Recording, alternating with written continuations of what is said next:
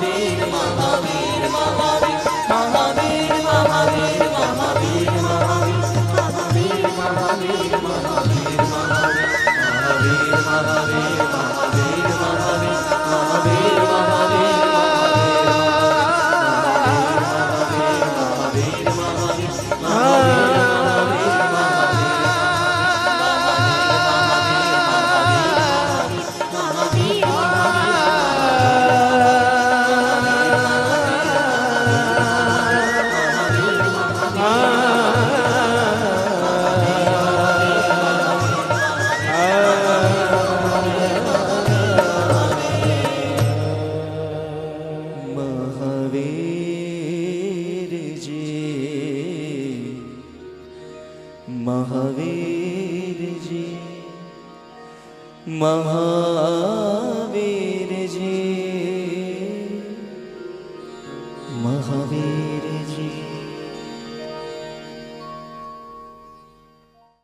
નમસ્કાર.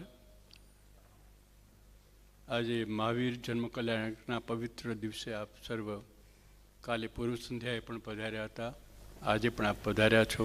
હવે આપણે આગળ વધીએ. દીપ પ્રાગટ્યની વિધિ તરફ આપણે જઈએ. અમારા સંઘના મંત્રી નીરુબેન વર્ષાબેનને વિનંતી કરીશ કે આપ દીપ પ્રાગટ્ય માટે કીર્તિભાઈ દોશીને, આપણે રસિકભાઈ, ચંદ્રકાંતભાઈ વગેરે હોદ્દેદારોને ઉપર લઈ આવો. કીર્તિભાઈ દોશી મહાવીર વિદ્યાલય સાથે સંકળાયેલા છે. આપ અહીં પધારો અને આ દીપ પ્રાગટ્યની વિધિ આપણે કરીએ. મહાવીરજી મહાવીરજી મહાવીરજી મહાવીરજી મહાવીરજી મહાવીરજી મહાવીરજી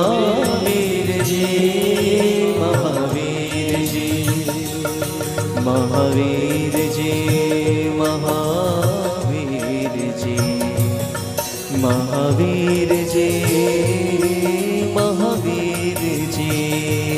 મહાવીરજી મહાવીરજી મહાવીરજી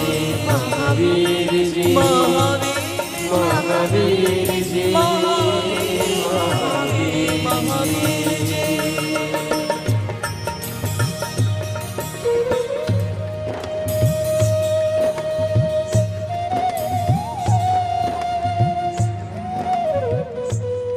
નીતિનભાઈને વિનંતી કરું કે કુમારપાળભાઈને અહીંયા દોરી લાવે.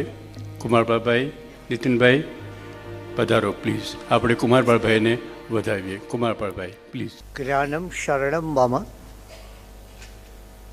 દર્શનમ ચ ચારિત્રમ ચ તપસંયમશ્ચ શરણો શરણો ભગવાન મહાવીરો. આપણા જીવનમાં રોજ સવાર પડે છે, આપણા જીવનમાં રોજ સૂર્ય ઉગે છે, આપણા જીવનમાં રોજ પ્રભાત. મુંબઈમાં જરા મુશ્કેલ છે જોવા મળવું, પણ એવું સૂર્ય બહાર આવતો હોય ને સરસ મજાનું પ્રભાત જોવા મળે છે. પરંતુ કોઈક દિવસ કોઈક એક સમય એવો આવે છે કે પ્રભાત એ આપણા જીવનનું પ્રભાત બની જાય છે.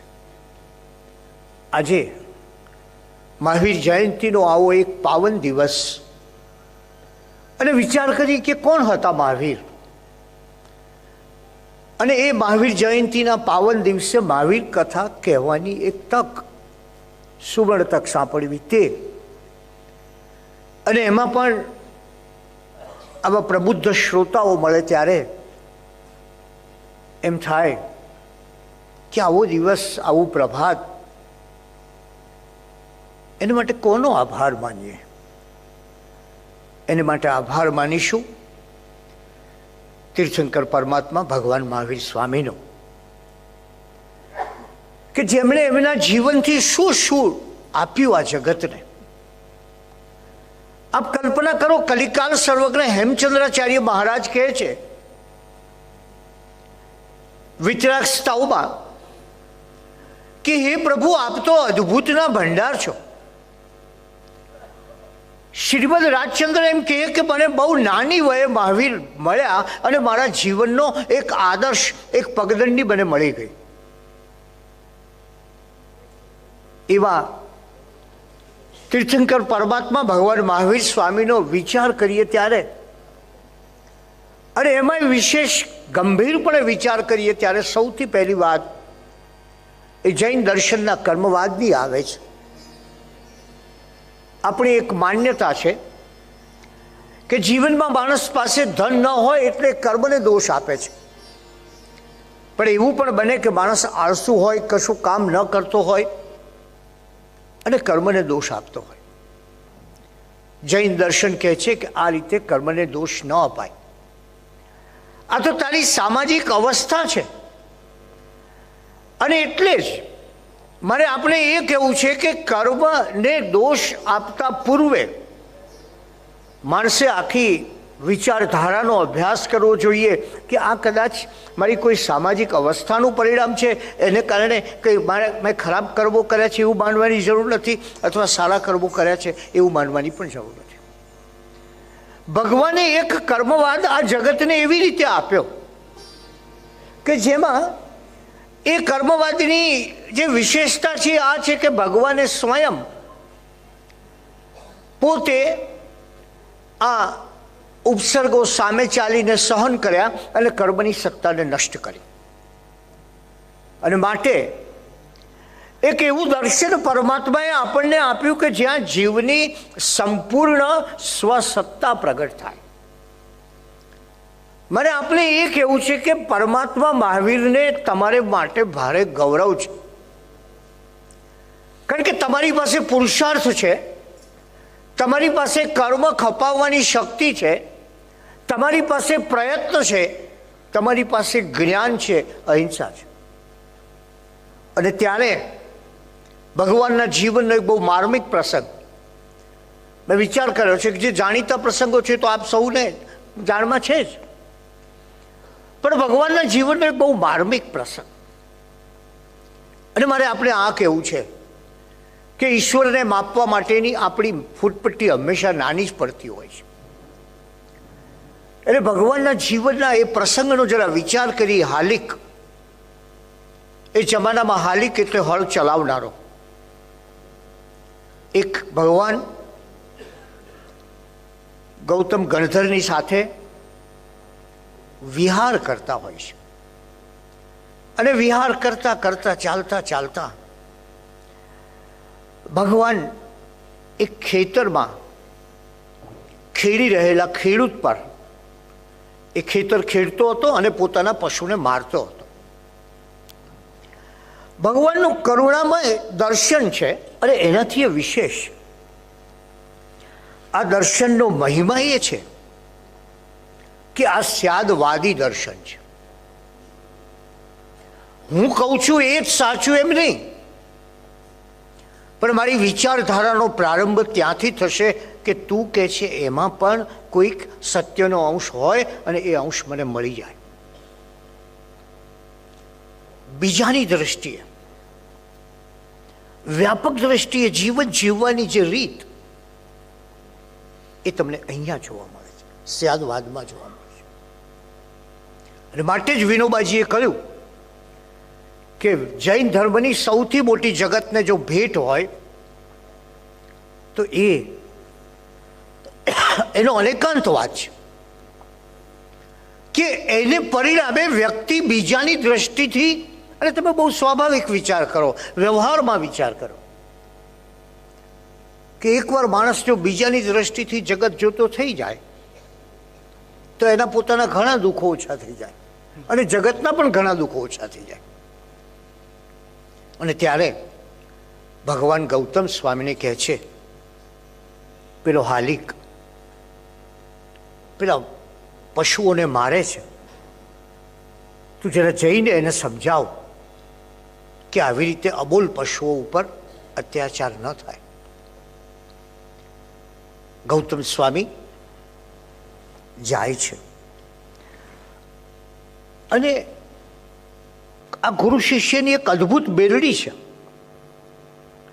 આપણા ભારતીય સંસ્કૃતિમાં જે કેટલા ગુરુ શિષ્યો થયા, ભગવાન બુદ્ધ અને ભિક્ષુ આનંદ હોય, તો એવા આ ગુરુ શિષ્યની બેડડી શ્રી કૃષ્ણ ઉપદેશ આપતા હોય અને અર્જુન એનું પાન કરતો હોય, અને એવી રીતે એ જાય છે અને કહે છે કે જાઓ અને જરા શાંત કરો. ભગવાન મહાવીર સ્વામી કરતા ગૌતમ સ્વામી 8 વર્ષ મોટા હતા. ગૌતમ સ્વામી એ જગતના ભારત વર્ષના તમામ પંડિતોમાં મહાપંડિત તરીકે ખ્યાતિ પામેલા હતા. ગૌતમ સ્વામી એ પૂર્વે જ્યારે પોતાના બ્રાહ્મણ કુળમાં હતા ત્યારે 4 વેદો અને 18 શાસ્ત્રોના સકલ જ્ઞાતા હતા. એમ કહે છે કે ગૌતમ સ્વામીની પ્રતિભા જ અદ્ભુત હતી. અને આવા એક સાધુ પેલા ખેડૂતને કહેવા જાય અને ખેડૂત એને જુએ અને એમની પ્રતિભા જોઈને જ સ્તબ્ધ થઈ જાય છે. ઓહ, કેવી ભવ્ય પ્રતિભા! પ્રણામ કરે છે. પધારો, આપ કેમ આવ્યા? ગૌતમ સ્વામી કહે છે કે હાલિક, આ તું પશુઓને આવી રીતે આ અબોલ પશુઓને ખેતર ખેડી રહ્યો છે ત્યારે આવી રીતે મારે છે એ બરાબર નથી. એ પશુઓમાં પણ જીવ છે. અને પછી ગૌતમ સ્વામી ઉપદેશ આપે છે. હાલી કેટલો બધો સ્તબ્ધ થઈ ગયો ગૌતમ સ્વામીનો ઉપદેશ જોઈને, એમનો દેખાવ જોઈને, એમની તેજસ્વીતા જોઈને, એમની ભવ્યતા જોઈને, એમને પ્રભાવ જોઈને કે એણે કહ્યું કે મને પણ આપના પંથે લઈ જાઓ ને, મારે પણ દીક્ષા આપો ને. અને હાલિક ગૌતમ સ્વામીનો શિષ્ય બને છે. અને એ શિષ્ય બન્યા પછી ગૌતમ સ્વામી કહે છે કે ચાલ હવે મારા ગુરુના દર્શને જઈએ. હાલિક વિચારમાં પડે છે કે ઓહ, આપને પણ ગુરુ હોય છે? આવી તેજસ્વી પ્રતિભાને પણ ગુરુ હશે? કેવા હશે, કેવા અદ્ભુત હશે, કેવું એમનું તેજ હશે, કેવા દૈદીપ્યમાન હશે. અને પછી હાલિકને લઈને ગૌતમ સ્વામી ભગવાન મહાવીર સ્વામી પાસે પહોંચે છે. ત્યારે એ ભગવાનની કરુણામયી આંખો સાથે હાલિકની આંખ મળે છે. અને હાલિકની આંખ મળે છે. કેવી કરુણામયી આંખો છે આપ સૌ જાણો છો. જે 20 ઉપસર્ગ કરનાર સંગમ દેવ જે કરુણામયી આંખોને જોઈને છેલ્લે નાચ્યો અને કહ્યું કે પ્રભુ, તમારા અશ્રુ ભીના લોચનિયાએ મારો ઉદ્ધાર કરી નાખ્યો. એવી એક કરુણામયી આંખો, જે આંખો જોઈને જગતમાં પલટો થતો હતો. એ કરુણામયી આંખો હાલિકે જોઈ, અને જેવી હાલિકે જોઈ કે જાણે કોઈ ભૂત પાછળ પડ્યું હોય તેમ પોતાનો સાધુવેશ મૂકી અને નાઠો ભાગવા માંડ્યો. ગૌતમ સ્વામીને થયું કે આ તો કેવું આશ્ચર્ય કે જેમને જોઈને અનેક સમૂહોના સમૂહ એકત્રિત થાય છે, જેમના ઉપદેશનું પાન કરે છે, જેમને જોઈને રોહિણી જેવા લૂંટારાઓ પણ પોતાનું જીવન પરિવર્તન કરે છે, એમને જોઈને આ માણસ કેમ નાઠો આ રીતે? ગૌતમ સ્વામી ભગવાનને પૂછે છે કે પ્રભુ, આપને જોઈને અનેક લોકો તરી જાય અને આ માણસ કેમ નાસી ગયો? હવે તમે જો મહાવીરની સત્યનિષ્ઠા. સત્યમ ખૂબ ભગવંતમ, જગતમાં સત્ય એ ઈશ્વર છે. હવે પછી આપણે બાર બોર્ડ લગાડીએ છીએ, ટ્રુથ ઇઝ ગોડ. પણ જગતમાં સૌથી પહેલી વાત સત્ય એ ઈશ્વર છે એ કહેનાર જૈન દર્શન છે મિત્રો. અને એ ભગવાનનું સત્ય શું છે? તમે કલ્પના કરો સેજ કે કોઈ બીજો ગુરુ હોત તો એમ કે શું કે એક જ તૈયાર પેટન્ટ જવાબ. માત્ર એટલા ચીલાઓ પાસે પ્રશ્નો હોય છે, એમની ગુરુઓ પાસે પણ પેટન્ટ જવાબ હોય છે. એને એક સીધો જવાબ આપી દીધો હોત કે આની પાત્રતા નહોતી,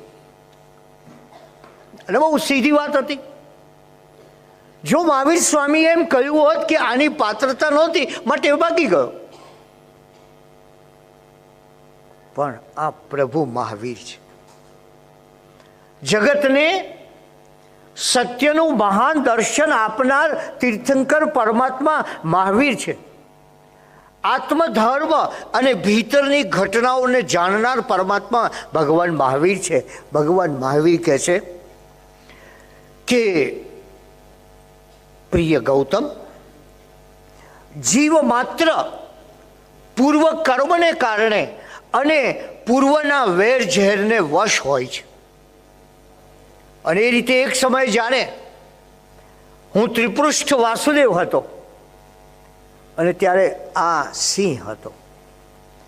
એ પ્રજાને રંજાડતો હતો અને મેં એને માર્યો હતો, માટે એ વેર એના ચિત્તમાં રહ્યું હતું. અને વેર માત્ર અત્યારે જ રહેતું નથી, એ એક જ ભાવમાં વેર હતું એવું નહીં. એમાંથી એ સુદ્રષ્ટ નાગકુમાર બન્યો અને પછી જ્યારે હું નૌકામાં જતો હતો ત્યારે એને ઉપસર્ગો કર્યા. અને માટે એ જ નાગકુમાર એ આ ભવનો હાલિક છે. વિચાર કરો તમે કે વેરના પડછાયા ભવોભાવ કેવી રીતે ચાલતા હોય છે, એ તમને અહીંયા મળશે. અને માટે જ પરમાત્માએ સૌથી મહાન ઔષધ આપણને આપ્યું, એ ક્ષમાનું આપ્યું. અને ત્યારે ભગવાને કહ્યું, પ્રિય ગૌતમ, મને જોઈને એની જૂની વાસના જાગી ઉઠી અને એટલે એ મુનિનો વેશ ત્યજીને નાસી ગયો. આવા હોય છે પૂર્વ વેરના પડછાયા. ભગવાન એક બહુ સરસ વાક્ય પ્રશ્ન વ્યાકરણમાં કહ્યું છે. પ્રશ્ન વ્યાકરણ આપણો આગમ ગ્રંથ છે.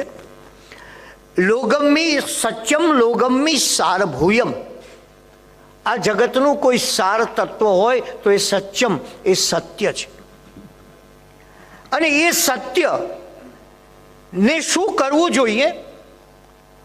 તો ભગવાન ઉત્તરાધ્યયન સૂત્રમાં કહે છે કે દરેક વ્યક્તિએ પોતાના જીવનમાં સત્યનું અન્વેષણ કરવું જોઈએ. આ સત્યનો મહિમા જે ભગવાને આપ્યો છે, ક્યારેક કોઈક વાર બેસીને વિચાર કરજો. મહાવીર જયંતિ તો ઘણી આપણે ઉજવી છે, પણ જગતના બધા ઉપદેશકોએ શું કહ્યું? એમણે કહ્યું, તું મારે શરણે આવ અને હું તારો ઉદ્ધાર કરું. તું મારે શરણે આવ, તું મારી પૂજા કર, તું મારી અર્ચના કર અને હું તને આશીર્વાદ આપું અને તારા જીવનનો ઉદ્ધાર થઈ જાય. જૈન દર્શને એક બહુ વિરલ વાત કરી છે. સ્વયં પરમાત્મા ભગવાન મહાવીર સ્વામીએ કહ્યું કે તું મારે શરણે આવ એમ કહેતો નથી. બહુ વિલક્ષણ વાત છે આ. તમે વિચાર કરો કે સૌ આપણે બધા જ, અને બહુ ભાવથી જે લોકો જે ધર્મ માનતા હોય, બુદ્ધમ શરણમ ગચ્છામિ, કૃષ્ણમ શરણમ ગચ્છામિ, બધા જ કહીએ છીએ. પણ ભગવાને કહ્યું કે નહીં, તું મારે શરણે આવ. હું એમ ઈચ્છતો નથી, એમ કહેતો નથી તને હું ન આવ, પણ તું ધર્મને શરણે જા તો તારી મુક્તિ છે. કેટલી મહાનતાની કલ્પના કરો તમે. આજ સુધી જે પરમાત્માને આપણે જોયા છે એમનો વિચાર કરીએ કે એમણે શું કહ્યું. એમણે એમ કહ્યું કે ધર્મ શું? ધમ્મો મંગલ મુક્તિઠમ અહિંસા સંયમો તવ. અમારા ધર્મમાં તને લીલા લહેર છે, પ્રમોશન મળી જશે, કન્યા ન મળતી હોય તો કન્યા મળી જશે, એવું કોઈ કશું જ નહીં. કોઈ લાલચ નહીં, કોઈ લોભ નહીં, કોઈ પ્રલોભન નહીં, કારણ કે એક લાલચ એ અનેક લોભનું સ્થાન છે. વિચાર કરો કેટલો મહાન આ ધર્મ છે. ભગવાને કહ્યું મારા ધર્મમાં 3 જ વાત છે બસ. ધમ્મો મંગલ મુખ્યમ, ઉત્કૃષ્ટ મંગલ છે. અને કહ્યું અહિંસા, સંયમ અને તપ. છે કોઈ વ્યક્તિની વાત, છે કોઈ માણસની વાત, છે કોઈ પૂજાની વાત? આ 3 વસ્તુ અહિંસા, સંયમ અને તપ બહાર છે જ નહીં, એ ભીતરમાં ચાલતા હોય છે. આ પરમાત્માનો ધર્મ છે. મારે આપને આ કહેવું છે. અને એટલે જ તમે જુઓ કે આ હાલી કે જ્યારે નાસી ગયો ત્યારે ભગવાનની સત્યનિષ્ઠા કેવી. એમને કહ્યું કે આ તો પૂર્વ વૈરના પડછાયા છે. અને એ જ ભગવાન આપણને અનેકાંતવાદની ભેટ આપી શકે, જે સમગ્રતયા જુએ છે, જુદા જુદા દ્રષ્ટિબિંદુઓથી જોવું અને પછી એ વિશે વિચાર કરવો અને એમાંથી સમન્વયવાદ ઊભો કરવો, સર્જવો, એ મહાવીર સ્વામી આપ્યું. 2500 વર્ષ પછી આજ અનેકાંતવાદ, આજ સાપેક્ષતાની વાત જે ભગવાને વ્યવહાર જીવનમાં કરી, એ જ વાત વિશ્વના મહાન વિજ્ઞાની આલ્બર્ટ આઇન્સ્ટાઈને પોતાના સાપેક્ષવાદથી કરી છે. તમે વિચાર કરો કે વિજ્ઞાનનું કેવું મહાન દર્શન હતું. કોઈક વખત વિચાર કરજો તમે કે કેવું મહાન વિજ્ઞાનનું આ દર્શન હતું કે જે આઇન્સ્ટાઈને લીધું ને, આઇન્સ્ટાઈને જે આખો ભાવ છે, એક મહાવીરે 2500 વર્ષ પહેલાં આવું એક દર્શન આપ્યું અને એમાંથી આઇન્સ્ટાઈને આખા જગતને પરિવર્તન કરી નાખે એવો રિલેટિવિટીનો સિદ્ધાંત આપ્યો. મારે આપણે આ કહેવું છે કે જરાક આપણે આપણા નાનકડા સંદર્ભોમાંથી જઈને બહાર નીકળી જઈએ. આ પંથ આમ એટલા બધા નાના થઈ ગયા છીએ, આપણે કંઈ કલ્પના નથી આવતી. અને ત્યારે આપણે એક વિચાર આ કરીએ કે આવો મહાન અને ઉત્કૃષ્ટ ધર્મ જ્યારે પ્રાપ્ત થાય ત્યારે ભગવાને કહ્યું સાચું તે મારું, મારું તે સાચું નહીં. પણ એ કયા સમયમાં કહ્યું? આજથી 2600 વર્ષ પહેલા, કે જ્યારે વાદ વિવાદ એ મોટામાં મોટી વાત હતી. હું મારા જે મતમાં માનતો હોઉં અને તમે જે મતમાં માનતા હો, હું તમારી પાસે આવું ને તમને કહું ચાલો આપણે બંને વાદ વિવાદ કરીએ. તમે જો વિદ્યા વિવાદનું સ્થાન બની ગયેલી. અને એવી સમયે ભગવાન મહાવીરે કહ્યું અરે વિવાદની જરૂર જ નથી. એ જમાનામાં લોકો, મેં આપણે કહ્યું તેમ, જ્ઞાનની મોટામાં મોટી પરાકાષ્ઠા આ હતી કે હું વાદ વિવાદ કરીને સામી વ્યક્તિને પરાજિત કરું અને મારો વિજય ધ્વજ ફરકાવું. મહાવીરે કહ્યું આ વિદ્યા, આ તારું દર્શન, આ તારું જ્ઞાન, આ તારી વિચારધારા એ સામાને પરાજિત કરવા માટે છે કે જગતને ઉજાગર કરવા માટે છે? તારી પાસે કોઈ સારો વિચાર હોય તો એ તું જગતને આપ અને ઉજાગર કર.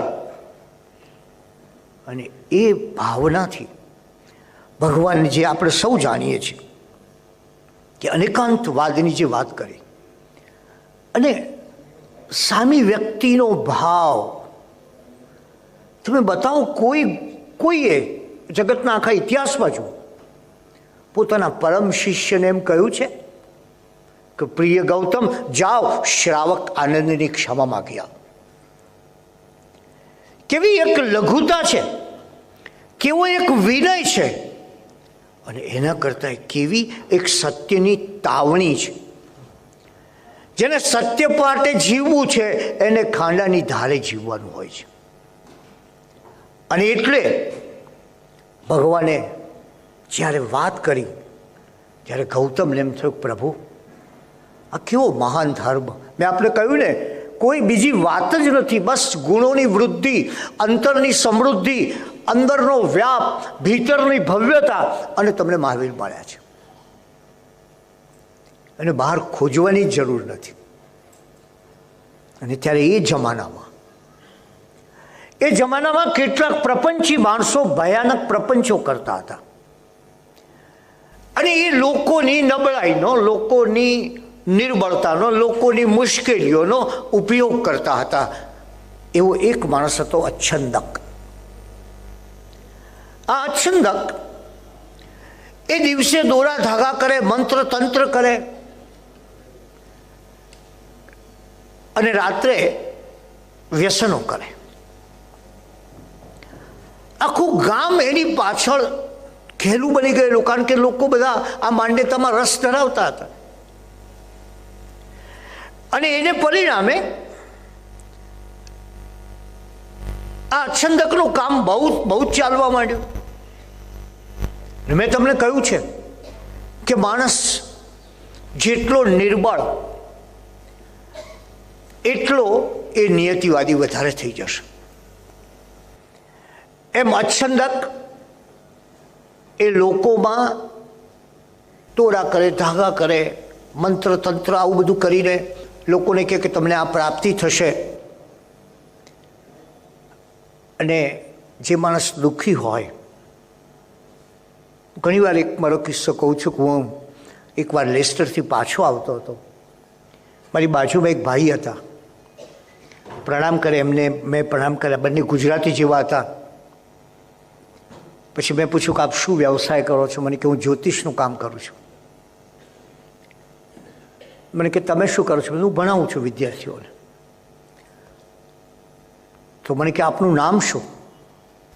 મારું નામ કુમારપાળ. અને આપને જાણીને આશ્ચર્ય થશે, મેં મારું નામ કહ્યું અને એમને ભારે આઘાત લાગ્યો. દુઃખમાં ડૂબી ગયા, પારાવાર દુઃખમાં ડૂબી ગયા. મેં એમને પૂછ્યું કેમ તમને આટલું બધું દુઃખ થયું? મારા ફૈબા તો હવે છે નહીં, એટલે નામ બદલવાની પણ શક્યતા નથી. બહુ કે છે, બહુ જ. એટલું બધું ચહેરા ઉપર જેટલી ગંભીરતા લઈ શકાય એટલી લાગાય. મને કે પનોથી ચાલે છે. આવી બન્યું. મેં કીધું પનોથી ચાલે છે? અરે મને કે બરાબર પાકે પાયે આમ જડાઈને બેસી ગઈ છે. બધું મને એવું જ લાગે છે તમે બેઠા ત્યારથી. હું એમ કહું છું કે મારો મહાવીર મારું ધ્યાન રાખે છે, મારે કોની બીજાની પરવા છે? આ શક્તિ, આ તાકાત, આ જોઈએ આપણી પાસે. એ વસ્તુપાલ તેજપાલમાં હતું, એ ઝઘડું શામાં હતું કે મારો ઈશ્વર મારું ધ્યાન રાખનારો છે. તમે બીજા કોણ? તું જ તારો ભાગ્ય વિધાતા છે. એ વિધાન મહાવીરનું જિંદગીમાં ન ભૂલશો. અને ત્યારે એ અચ્છંદકને યોગી વર્ધમાને કહ્યું કે ભાઈ હવે તું આ તારી બધી પાપ લીલાઓ બંધ કર, આ ન ચાલે. યોગી વર્ધમાનની વાત એ સાંભળવા તૈયાર હોતો નથી. કેટલાક માણસોને વાત બહુ તરત સમજાતી નથી. હમણાં થોડા દિવસ પહેલાં હું અહીંયા ફરતો હતો, તો એક ભાઈનું આમ ચિત્ર હતું, નીચે લખેલું વોન્ટેડ, અને એક કોઈ આતંકવાદીનું ચિત્ર હતું. એક ભાઈ જોયા જ કરે. મેં કેમ જોયા કરો છો? તમને કંઈ પરિચિત છે આ આતંકવાદી? ના, કે હું વિચાર કરું છું. શું વિચાર કરો છો? હું વિચાર કરું છું કે પોલીસ કેવી કે એનો ફોટો લીધો ને અહીંયા છાપ્યો, એના બદલે એને પકડી લીધો હોત તો. માણસની આ જે વાત છે કે એને ક્યારેક કોઈ એવા ભ્રમમાં માણસ પડતો જાય, ત્યારે ભગવાને કહ્યું લોકોને ભ્રમિત કરવાનું અચ્છંદક તું બંધ કર. અચ્છંદક કે આ તો મારો વ્યવસાય છે. અને એને લોકોની સમક્ષ કહ્યું કે જુઓ આ એક સળી છે, આ સળી બોલો, આ મહાવીર એમ કહે છે કે બધું જાણે છે, તો મારી સળી ભાંગી શકશે કે નહીં ભાંગી શકે? પેલાનો વિચાર એવો હતો કે મહાવીર જો એમ કે સળી ભાંગી શકશે તો હું ખાલી કહું કે નથી ભાંગતી, મારાથી ન ભાંગવું. અને મહાવીર એમ કહે કે જો નહીં ભાંગી શકે તો હું ભાંગી નાખીશ. મહાવીરે કહ્યું કે તું નહીં ભાંગી શકે. અને પેલો જેવી સળી ભાંગવા જાય છે એની આંગળી પર કપાઈ જાય છે. અને એને થાય છે કે ઓ આ પરમાત્મા, આ મહાવીર સ્વામી એને કહ્યું કે હવે તમને જોઈને હું મારા આ પાપના કાળસ્થાન બંધ કરું છું. જૈન દર્શને એ દિવસે કહ્યું તમને કે જીવનમાં તમારા ભીતરની તાકાત ઉપર જીવજો. કોઈ મંત્ર, કોઈ તંત્ર, કોઈ જાદુ, કોઈ ટોના, એનાથી ન જીવશો. કારણ કે તો જ તમારું ભીતરનું વ્યક્તિત્વ બહાર આવશે. આજે તો આપણે જાણીએ છીએ અને લોકો પણ કંઈક ભગવાનને એવું કરે છે. મને હમણાં અમદાવાદમાં એક ભાઈ મળ્યા, મને કે કુમારપાડા ગાંધીનગર જઉં છું અને ટ્રાફિકનો બહુ પ્રોબ્લેમ આવે છે. અહીંયા જો કે એકલો આ જ હોય છે ને, મુંબઈમાં તો લગભગ ટ્રાફિકનો પ્રોબ્લેમ હોય છે. એટલે મુંબઈમાં હું 2 જણને 2 જ પૂછું છું, રામો છે અને બીજું ટ્રાફિકના પ્રોબ્લેમ એટલા જ છે ને, ઓછા નથી થયા ને, બસ. તો અહીંયા પરિસ્થિતિ એ છે કે આ ધર્મે માણસની શક્તિ ઉપર, તાકાત ઉપર, ખમીર ઉપર, આવડત ઉપર, હિંમત ઉપર, કવત ઉપર ધ્યાન રાખ્યું છે. અને માટે જ મારે આપણે કહેવું છે કે આ ધર્મના અનુયાયી હોય, જૈન કોણ છે એના વિશે નટવરભાઈ બેઠા છે એટલે મારે કહેવું જોઈએ. ભગવાનને ખુદ પૂછવામાં આવેલું કે જૈન કોણ છે. અને મેં આપણે કહ્યું ને, બીજું બધું જગતમાં છોડી દેજો, મહાવીરની વાણી વાંચો, પાવન થઈ જશે. મહાવીરે કહ્યું, પૂછ્યું જૈન કોણ? બ્રાહ્મણ હોય જૈન, શુદ્ર હોય જૈન, અમીર હોય જૈન, ગરીબ હોય જૈન, ઊંચો હોય જૈન, નીચો હોય જૈન, વૈશ્ય હોય જૈન, જૈન કોણ? ભગવાને માત્ર 2 શબ્દમાં ઉત્તર આપ્યો છે. જગતનો એક મહાન ઉત્તર છે.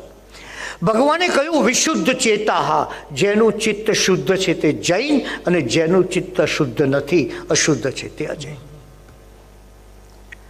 જ્યારે એ વિચાર કરીએ આપણે કે ભગવાનને જે આપણને આપ્યું છે, જે સોંપ્યું છે, જે વસ્તુઓ આપણી પાસે છે, એમાં એક મહત્ત્વની બાબત એ એમની અહિંસા છે. અને એ અહિંસાનું સ્મરણ કરી આપણે આગળ ચાલીએ. અહિંસા ધર્મના પ્રબળ પ્રભાવક, ઓ અહિંસા ધર્મના પ્રબળ પ્રભાવક, અહિંસા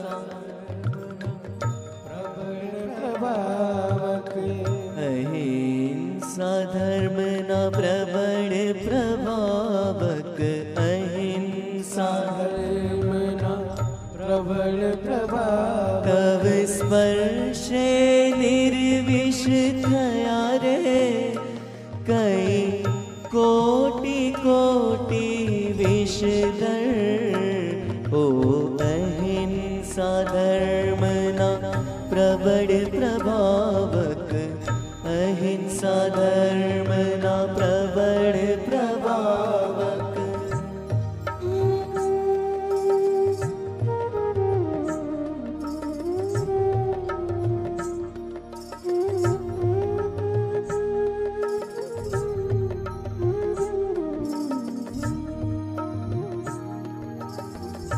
જ્ઞાન અગ્નિ પર રાખ વળીને ક્રિયા થઈ ગઈ કોરી, માનવ ચાલ્યો ઘોર અરણ્યે મૂકી માર્ગ ધોરી.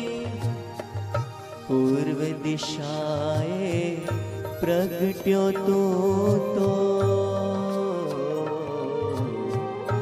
પૂર્વ દિશાએ પ્રગટ્યો તું તો, પથદર્શક દિવ્ય દિવાકર, તો પથદર્શક દિવ્ય દિવાકર. તવ સ્પર્શે નિર્વિષ થયા રે કઈ કોટી કોટી વિષધર, ઓ અહિંસા ધર્મના પ્રબળ પ્રભાવક.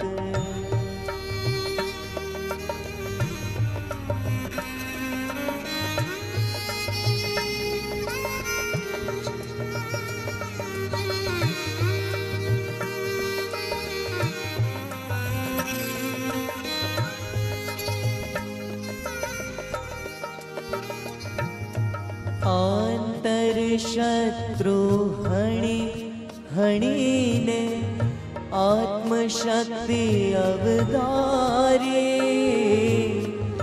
પગલે પગલે પાવનકારી પ્રેમ પરાગ प्रसारी महावीर तू महाधीर तू महावीर तू महाधीर तू तुझ महाज्योतिर्धर तब स्पर्शे निर्विष थया रे तब स्पर्शे निर्विष थया रे कई कोटि कोटि विषधर ओ अहिंसा धर्मना प्रबल प्रभाव प्रबल प्रभाव प्रबल प्रभाव। આપણે અહિંસાની જ્યારે જ્યારે વાત થાય ત્યારે કોઈ પ્રાણીને મારવોની તેમ કહીએ. મારે આપણે એ કહેવું છે કે આજ સુધી આપણે માત્ર વાદળ જોયા છે, આજે આપણે આકાશ જોવું છે. આ અહિંસા છે એ એક વિરાટ આકાશ જેવી છે જૈન દર્શનની. આપણે માત્ર એને કોઈક એક નાની રીતે નાના નાના પાયા ઉપર મૂકી અને એનું એક આખું એ ભવ્ય આકાશ છે ભૂલી ગયા. હું બહાર જઉં, બીજા દેશોમાં જઉં ત્યારે આ વાત થાય કે તમારા અહિંસાના વિચાર એ માત્ર વિચાર છે. ત્યારે હું એમને એક જ ઉત્તર આપું છું કે તમારી આ ભ્રાંત ધારણા છે અને એને માટે એનો ઉકેલ, એનો જવાબ એ ભગવાન મહાવીરનું જીવન છે. જગતમાં જેટલા પ્રકારની અહિંસા પાળવી જોઈએ જગતે એના અસ્તિત્વને બચાવવા માટે, અને જેટલા પ્રકારની હિંસાથી જગતે દૂર રહેવું જોઈએ, એ બધા, ફરી કહું છું, એ બધાનો પ્રયોગ ભગવાન મહાવીર સ્વામીએ એમના જીવનથી દર્શાવ્યો છે. એટલે હવે એ વાત છોડી દેજો કે કીડી બચાવવી, મકોડા બચાવવા એ જ અમારી અહિંસા છે. ખોટી વાત છે. એ તો એક અહિંસાનો નાનકડો અંશ છે અને બહુ સામાન્ય અંશ છે. ભગવાનની દ્રષ્ટિ જ એવી છે કે જ્યાં પ્રાણી અને પ્રકૃતિ બધું જ એક સાથે આવે છે. એક જ્હોન ગાયનર નામના માણસે મેન એન્ડ એનિમલ નામની ડોક્યુમેન્ટરી કરી. એ અમદાવાદમાં આવ્યો અને અમદાવાદમાં આવીને એને મને કહ્યું, કુમારપાળભાઈ, મારે જીવાતખાનાનું ફિલ્મિંગ કરવું છે. તને વળી આ જીવાતખાનાની ક્યાંથી ખબર પડી? મને જીવાતખાનાની એ રીતે ખબર પડી કે મેં શહેનશાહ અકબરના અને હીરવિજય સૂરી મહારાજની ઘટનાઓનું વાંચન કર્યું અને વાંચન કરતાં કરતાં એક જગ્યાએ એવું લખેલું કે આ જૈનો જીવાતખાના રાખે છે, એટલે મારે આ જીવાતખાનાનું ફિલ્મિંગ કરવું છે. મારા માટે મુશ્કેલી હતી, કારણ કે અમદાવાદમાં એકે જીવાતખાનું હતું નહીં. એક જૂનું જીવાતખાનું મળ્યું અને એને ફિલ્મિંગ કર્યું. એ જમાનામાં માણસ ઘરમાં કચરો વાળતો હોય ત્યારે, લોટ ચાળતો હોય ત્યારે જે નાના નાના જીવ રહે, નાના નાના જંતુ રહે, એને લઈ અને પોતે એ એક આ જીવાતખાનામાં મૂકે. ભોંયરામાં હોય, એર કન્ડિશન જેવું હોય, લોટ હોય, અને એ જીવ, નાના નાના જંતુ જેટલું જીવન પોતાનું હોય, સરસ રીતે ગાળે. આ એક વાત જ છે માત્ર. પણ એનાથી વિશેષ બીજી વાત છે એ જૈન ધર્મના શાકાહારની. એના વિશે મારે આપને કંઈ જાજુ કહેવાનું હોય નહીં. પણ મને યાદ છે એકવાર એન્ટવર્પમાં ગયો અને મેં એને કહ્યું કે હું વેજીટેરિયન છું. એટલે મારી સામે જે ભાઈ હતા ને એને બહુ જ આમ દુઃખદ નજર કરી. આ બિચારો મનુષ્ય કેવો પામર છે. મેં કીધું, કેમ તમને આ વેજીટેરિયન નથી બરાબર લાગતો? મને કે ના, વેજીટેરિયન એટલે ઘાસપાલો ખાનારા, ઘાસફૂસ ખાનારા. તમે ભણેલા તો છો ને? એટલે મને કે હું તો ગ્રીસનો વિદ્વાન છું. તો મેં કીધું, તમે વિદ્વાન છો તો મારે તમને કહેવું જોઈએ કે વેજીટેરિયન શબ્દનો જન્મ એ ગ્રીસમાંથી આવેલા શબ્દ પરથી થયો છે. અને ગ્રીક લેંગ્વેજમાં વેજીટસ શબ્દ છે અને વેજીટસનો અર્થ છે સ્વસ્થ, નિરોગી અને તંદુરસ્ત. તમારે ત્યાં જ કહ્યું છે, હું કહેતો જ નથી. અને આજે આપ જાણો છો આ જગત પર એટલા બધા પ્રયોગો થાય છે. માણસને શાકાહાર શા માટે લેવો જોઈએ? એ કેન્સરથી બચવા માટે લેવો જોઈએ. પેરિસમાં એક હમણાં પ્રયોગ થયો, એમાં નક્કી કર્યું કે શાકાહારી માણસને એક આઘાત થાય તો 2 કલાકમાં એની કળ વળે, માંસાહારીને આઘાત થાય તો 5 કલાકમાં એની કળ વળે. આ તો એક સિદ્ધ હકીકત છે. પણ એ તો મારા જૈન ધર્મનું એક નાનું પાસું છે. ભગવાને તો અહિંસા એને કહી કે તમે આ યુદ્ધની હિંસા કરો છો રાજકીય દ્રષ્ટિએ, એમાંથી અટકો. આ યુદ્ધમાં જે હિંસા થાય છે એ ન થવી જોઈએ. અને મારે આપને એ કહેવું છે કે એનો પહેલો એક્સપેરિમેન્ટ, મારી દ્રષ્ટિએ મહાવીર એ કોઈ ફિલોસોફર નથી, મહાવીર એ એક્ટિવિસ્ટ છે, પ્રયોગશીલ છે, જે કહે છે એ કરી બતાવે છે. અને રાજા ચંડ પ્રદ્યોત એણે જોયું કે મારે હવે બાજુમાં ઉજ્જૈનીનો રાજા ઉદયન મૃત્યુ પામ્યો છે, અને એ ઉદયન પહેલાંના જે રાજાઓ છે એને આ રાજ્યમાં ઘણી તહલકા મચાવેલા, તોફાન મચાવેલું, અને એટલે એ ચડી આવે છે. ત્યારે મહાવીર સ્વામી રાણી મૃગાવતી અને ચંડ પ્રદ્યોત આ બંને વચ્ચે યુદ્ધનું નિવારણ કરે છે. આ જગતમાં યુદ્ધ નિવારણનો પહેલો પ્રયોગ છે.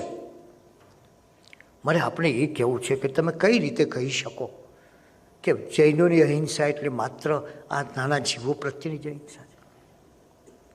બીજી વાત કરી ભગવાને કે અહિંસાથી થાય છે સામાજિક અસમાનતા. અને એ અસમાનતાનું ઉદાહરણ શું? એ અસમાનતા, સામાજિક અસમાનતાનું સૌથી મોટું ઉદાહરણ એ ચંદનબાળા છે. એક રાજકુંવરી એક દાસી બની ગઈ. એ કેમ બની દાસી? કેમ આવી અસમાનતા પેદા થઈ? એ માટે પેદા થઈ યુદ્ધ થયું. એક સ્ત્રી શોષણનો શિકાર બની. એ કેમ બની? હિંસા થઈ માટે. ચંદનવાળાનો અભ્યાસ કરો ત્યારે એ વિચારજો કે ભગવાને સ્ત્રી જાતિની સમાનતાની તો વાત કરી, પણ એની સાથોસાથ યુદ્ધથી થતી બેહાલીની વાત કરી છે. તો આ છે સામાજિક દ્રષ્ટિ. ભગવાને પોતાના સમયમાં નાના નાના રાજ્યો માટે થતા યુદ્ધોનું નિવારણ કર્યું, અને એથી આગળ વધીને એમણે કહ્યું કે જ્યાં સુધી આ સમાજમાં હિંસા છે ત્યાં સુધી, અને હિંસાનું એક મોટું કારણ શું હતું? જાતિવાદ. જૈન ધર્મે તમામ જાતિના લોકોને અપનાવ્યા. ગઈકાલે મેં કહ્યું હતું ને, એક કોહુ માણસ જાય, અદ્ભુત સૂત્ર છે પરમાત્માનું.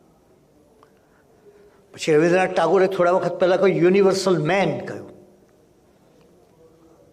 પણ હજારો વર્ષ પહેલાં ભગવાને તમને કહ્યું છે સમગ્ર મનુષ્ય જાતિ એક થાવ, ન જાતિ, ન ધર્મ, ન પંથ, ન ધોળો, ન કાળો, ન ગરીબ, ન અમીર. તો એ જે અહિંસાની વાત કરી ભગવાને, એમણે કહ્યું કે તમામ જાતિના લોકોને ભગવાને પોતાના સંઘમાં સમાવ્યા. આચારાંક સૂત્રમાં પરમાત્મા એક સરસ વાક્ય કહે છે, ન પોતાની આશાત ના કરો, ન બીજાની, બધાને સમાન આદર. અને આપ જાણો છો આપણા તીર્થંકરો ક્ષત્રિય હતા, ગુરુ ગૌતમ સ્વામીને આ બધા બ્રાહ્મણ હતા, શાલિભદ્ર વૈશ્ય હતા, અને મહર્ષિ મહેતારજ ક્ષુદ્ર હતા. પછી આપણે ભૂલી ગયા, જૈન ધર્મ ને જન ધર્મ ન બનાવી શક્યા કે જગતના બધા જ લોકોને આ સાથે સમુદાયમાં રાખવાની પડતી. પણ સૌથી પહેલો વર્ણનો વિરોધ, જાતિનો વિરોધ, અને એને નામે થતી હિંસાનો વિરોધ. માણસ પોતે પોતાની જાતિને ઉચ્ચ માને અને નીચ જાતિનું શોષણ કરે. મહાવીરે કહ્યું આ હિંસા છે. મહાવીરે કહ્યું કે તું કોઈનું શોષણ કરે એ પણ હિંસા છે. તમે વિચાર કરો કે એ કેટલી વ્યાપક અહિંસા હતી. મહાત્મા ગાંધીજી નોઆખલીમાં ગયા અને નોઆખલીમાં જઈને મહાત્માજીએ જે કોમી હુલ્લડ થયેલું ત્યાં લોકોને શાંત પાડ્યા. ઇતિહાસમાં જરા જાઓ તો ખબર પડશે કે તીર્થંકર પરમાત્મા ભગવાન મહાવીર સ્વામી સ્વયં અનાર્ય દેશમાં ગયા હતા, રાઢ પ્રદેશમાં. અને કેવો દેશ જેના માણસો એટલા હિંસક હતા, આ કોમ્યુનલ હિંસક હતા. નોઆખલીમાં કોમવાદને કારણે હિંસા ઉપર ઉતર્યા હતા. પેલા તો માણસો સ્વભાવથી એવા હિંસક હતા કે જે લોકોને કનડવામાં આનંદ માણતા. અને ત્યારે તમે જાણો છો ભગવાને શું કર્યું? ગાંધીજી પાસે કયું શાસ્ત્ર હતું? ગાંધીજી કહ્યું મારી પાસે અહિંસાનું શાસ્ત્ર છે. અને ભગવાન પાસે કયું શાસ્ત્ર હતું? ભગવાન પાસે અભયનું શાસ્ત્ર હતું. નિર્ભય હતા. અને કહ્યું ગોશાલકે કહ્યું કે ગુરુદેવ જરાક એક નાનકડી લાકડી તો રાખો, આ કૂતરા કરડે છે અને આપણા પગની પીંડીના માંસના લોચા ખેંચી જાય છે, જરા કૂતરાને હટાવા એમ તો કરો. અને ત્યારે અહિંસાની પરાકાષ્ઠા ક્યાં છે? અભયનું સર્વોત્તમ ઉદાહરણ આ છે કે ભગવાન એમ કહે છે, પ્રિય ગોશાલક, લાકડી નાખવી એ નહીં, પણ આને હડ કેવું ને એ પણ મને ગમતું નથી. તમે કેવી મસ્તી હશે, કેવો અભય હશે, કેવી નિર્ભયતા હશે. મારે આપણે એ કહેવું છે કે ઈસવીસન પૂર્વે 561માં ભગવાન જે લાઢ પ્રદેશમાં ગયા અને ત્યાં જઈ અને એમણે જે અહિંસાનો એક્સપેરિમેન્ટ કર્યો, મારે આપણે આ બતાવવું છે. આપણે ભૂલી ગયા, આપણે આ જગતને આ બધા એક્સપેરિમેન્ટ ભગવાને નથી આપ્યા. મારે તમને એ કહેવું છે કે એ પરમાત્માએ તમને કહ્યું અહિંસા. અને અહિંસાથી તમારામાં શું આવશે? મહાત્મા ગાંધીએ કહ્યું નિર્ભયતા આવશે, સ્વાવલંબન આવશે. અને એ સ્વાવલંબન જુઓ તમે કે જ્યારે ભગવાનની પાસે આવીને ઇન્દ્ર એમ કહે છે કે હજી તમારે 12.5 વર્ષ સુધી આ જંગલમાં તમારી સાધના ચાલવાની છે. અનેક લોકો આવશે, અનેક અણસમજુ માણસો આવશે. પેલું તો શહેરમાં હતા પહેલાં, હવે તો ચોર, લૂંટારા, નકામા માણસો, પશુઓ બધા તમને હેરાન કરશે.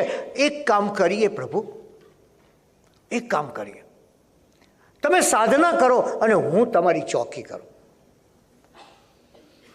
કેટલી સરસ વાત છે કે તમે સાધના કરો, તમારી સાધના નિરાંતે ચાલે અને હું તમારું રક્ષણ કરું. આ કોઈ તમને હેરાન ન કરે, આ ગોવાળ પણ હેરાન ન કરે, પશુઓ પણ હેરાન ન કરે. સાધકને માટે બહુ આકર્ષક વાત હતી. અને ત્યારે ભગવાને એમ કહ્યું કે જે માણસ જગતને સ્વાવલંબી બનાવવા નીકળ્યો છે એ બીજા કોઈની સહાય લેતો નથી. ઇન્દ્ર, તારી સહાય મારે ન જોઈએ. અને તમે વિચાર કરો કે એ આત્મ કસોટી માટેની વાત. હિંસક પ્રાણીઓ આવવાના હતા, આપણે જાણીએ છીએ. માણસો પણ આવવાના હતા, અનેક ઉપસર્ગો પણ થવાના હતા. પણ મારે કોઈ સહાય ન જોઈએ. મારી સાધના, હું એકલવીર, એકલો જાણે રહ્યા પંથે નીકળેલો માણસ છું. તમે મારું ધ્યાન રાખો અને હું સાધના કરું એ મને ન ખપે. એનાથી સહેજ આગળ આપજો. ભગવાન મહાવીર સ્વામીએ પ્રત્યક્ષ હિંસાનો કેવી રીતે સામનો કર્યો, અને જેની દ્રષ્ટિમાં તમારી સામે હળાહળ ઝેર છે, એની સામે તમારી અહિંસાની જે કસોટી થાય એ કેટલી અદ્ભુત કસોટી હોય. મારે આપણે એ કહેવું છે કે તમે જ્યારે ભયંકર માણસને આમ ઝેર હોય અને એની સામે જ્યારે એ માણસ ચંડ કૌશિક પ્રત્યે ક્ષમા રાખીને ઊભો હોય, જરા ઇતિહાસનું પાનું ફેરવશો તો 2500 વર્ષ પછી મીર આલમ નામના એક માણસે સાઉથ આફ્રિકામાં મહાત્મા ગાંધી પર હુમલો કર્યો, લાકડીઓ પર હુમલો કર્યો, અને ત્યારે ગાંધી પાસે એક સૂત્ર હતું. ત્યારે ગાંધી પાસે એક સૂત્ર હતું, ક્ષમાનું. ગાંધી સમજ્યા હતા, જૈન દર્શનમાંથી સમજ્યા હતા કે વેર ખોટું છે, વેરી ખરાબ નથી. તમે જો ચંડ કૌશિકનું વેર ખોટું હતું, વેરી ખરાબ નહોતું. એને કેટલા પ્રેમથી પછી વધાવે છે. આ અહિંસાના જે પ્રયોગો, કે એ અહિંસાની સામે માણસ જ્યારે અહિંસાના માર્ગે જાય ત્યારે જીવનમાં અનેક પ્રલોભનો આવે. અને ભગવાનના જીવનમાં તમે જુઓ સંગમ દેવના પ્રલોભનો, એક રાતમાં કેટલા ઉપસર્ગ, અને બે પ્રકારના ઉપસર્ગ. એક વિપરીત ઉપસર્ગ, શરીરની આજુબાજુ સૂંડ ભેરવીને ભગવાનને ઉછાળે, આ વિપરીત ઉપસર્ગ. અને બીજો સાનુકૂળ ઉપસર્ગ. આ બહુ મોટી વાત છે. માણસ ઘણી વાર ખોટે રસ્તે એ માટે જાય છે કે એને થોડી અનુકૂળતા દેખાય છે.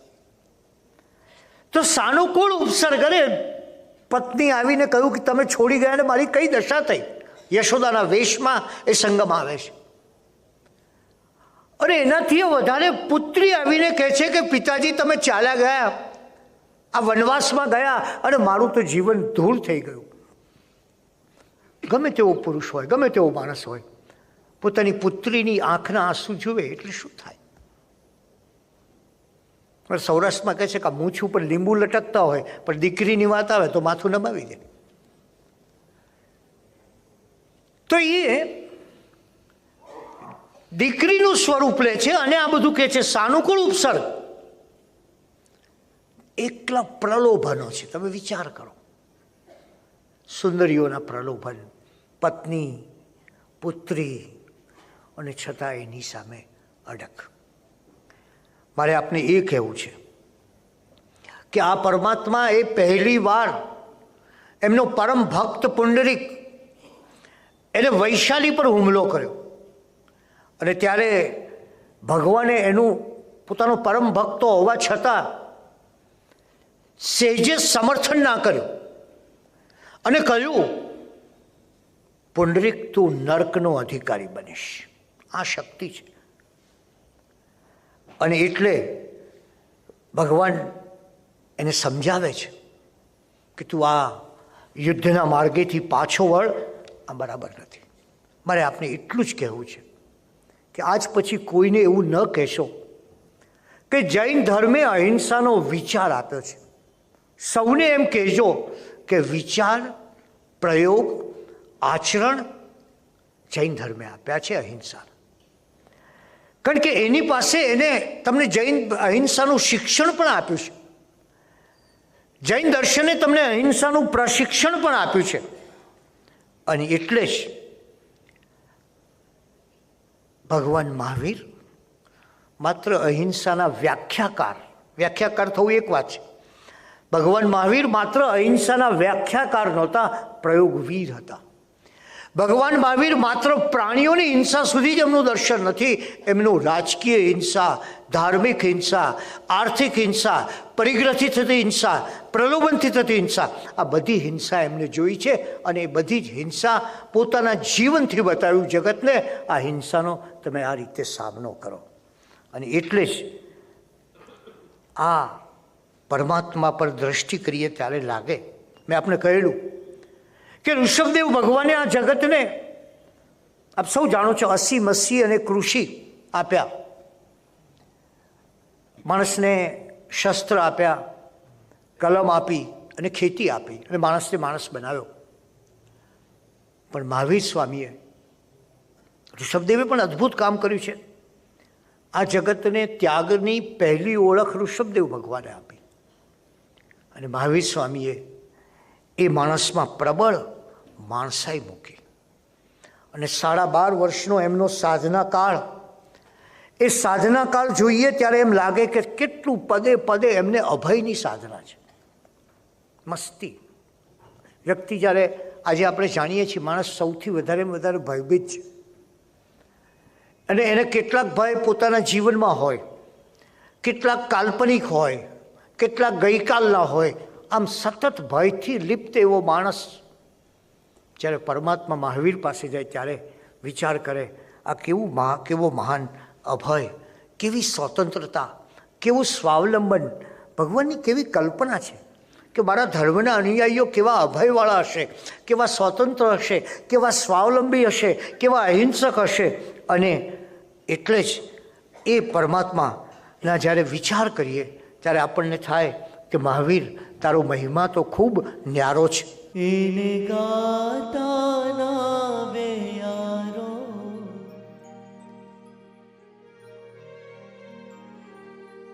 એને ગાતા નાવે યારો રે, મહાવીરનો મહિમા ન્યારો, મહાવીરનો મહિમા ન્યારો, મહાવીરનો મહિમા ન્યારો, મહાવીરનો મહિમા ન્યારો.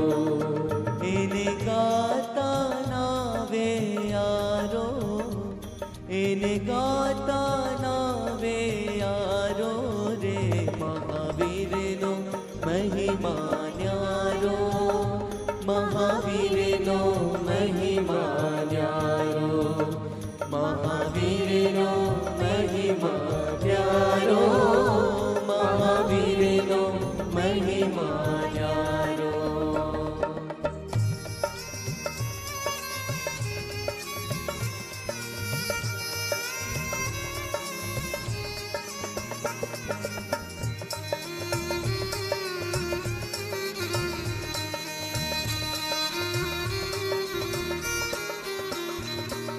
મહાવીર કુમારના મુખેથી વહેતી ગંગા જેવી વાણી, એ તો ગંગા જેવી વાણી.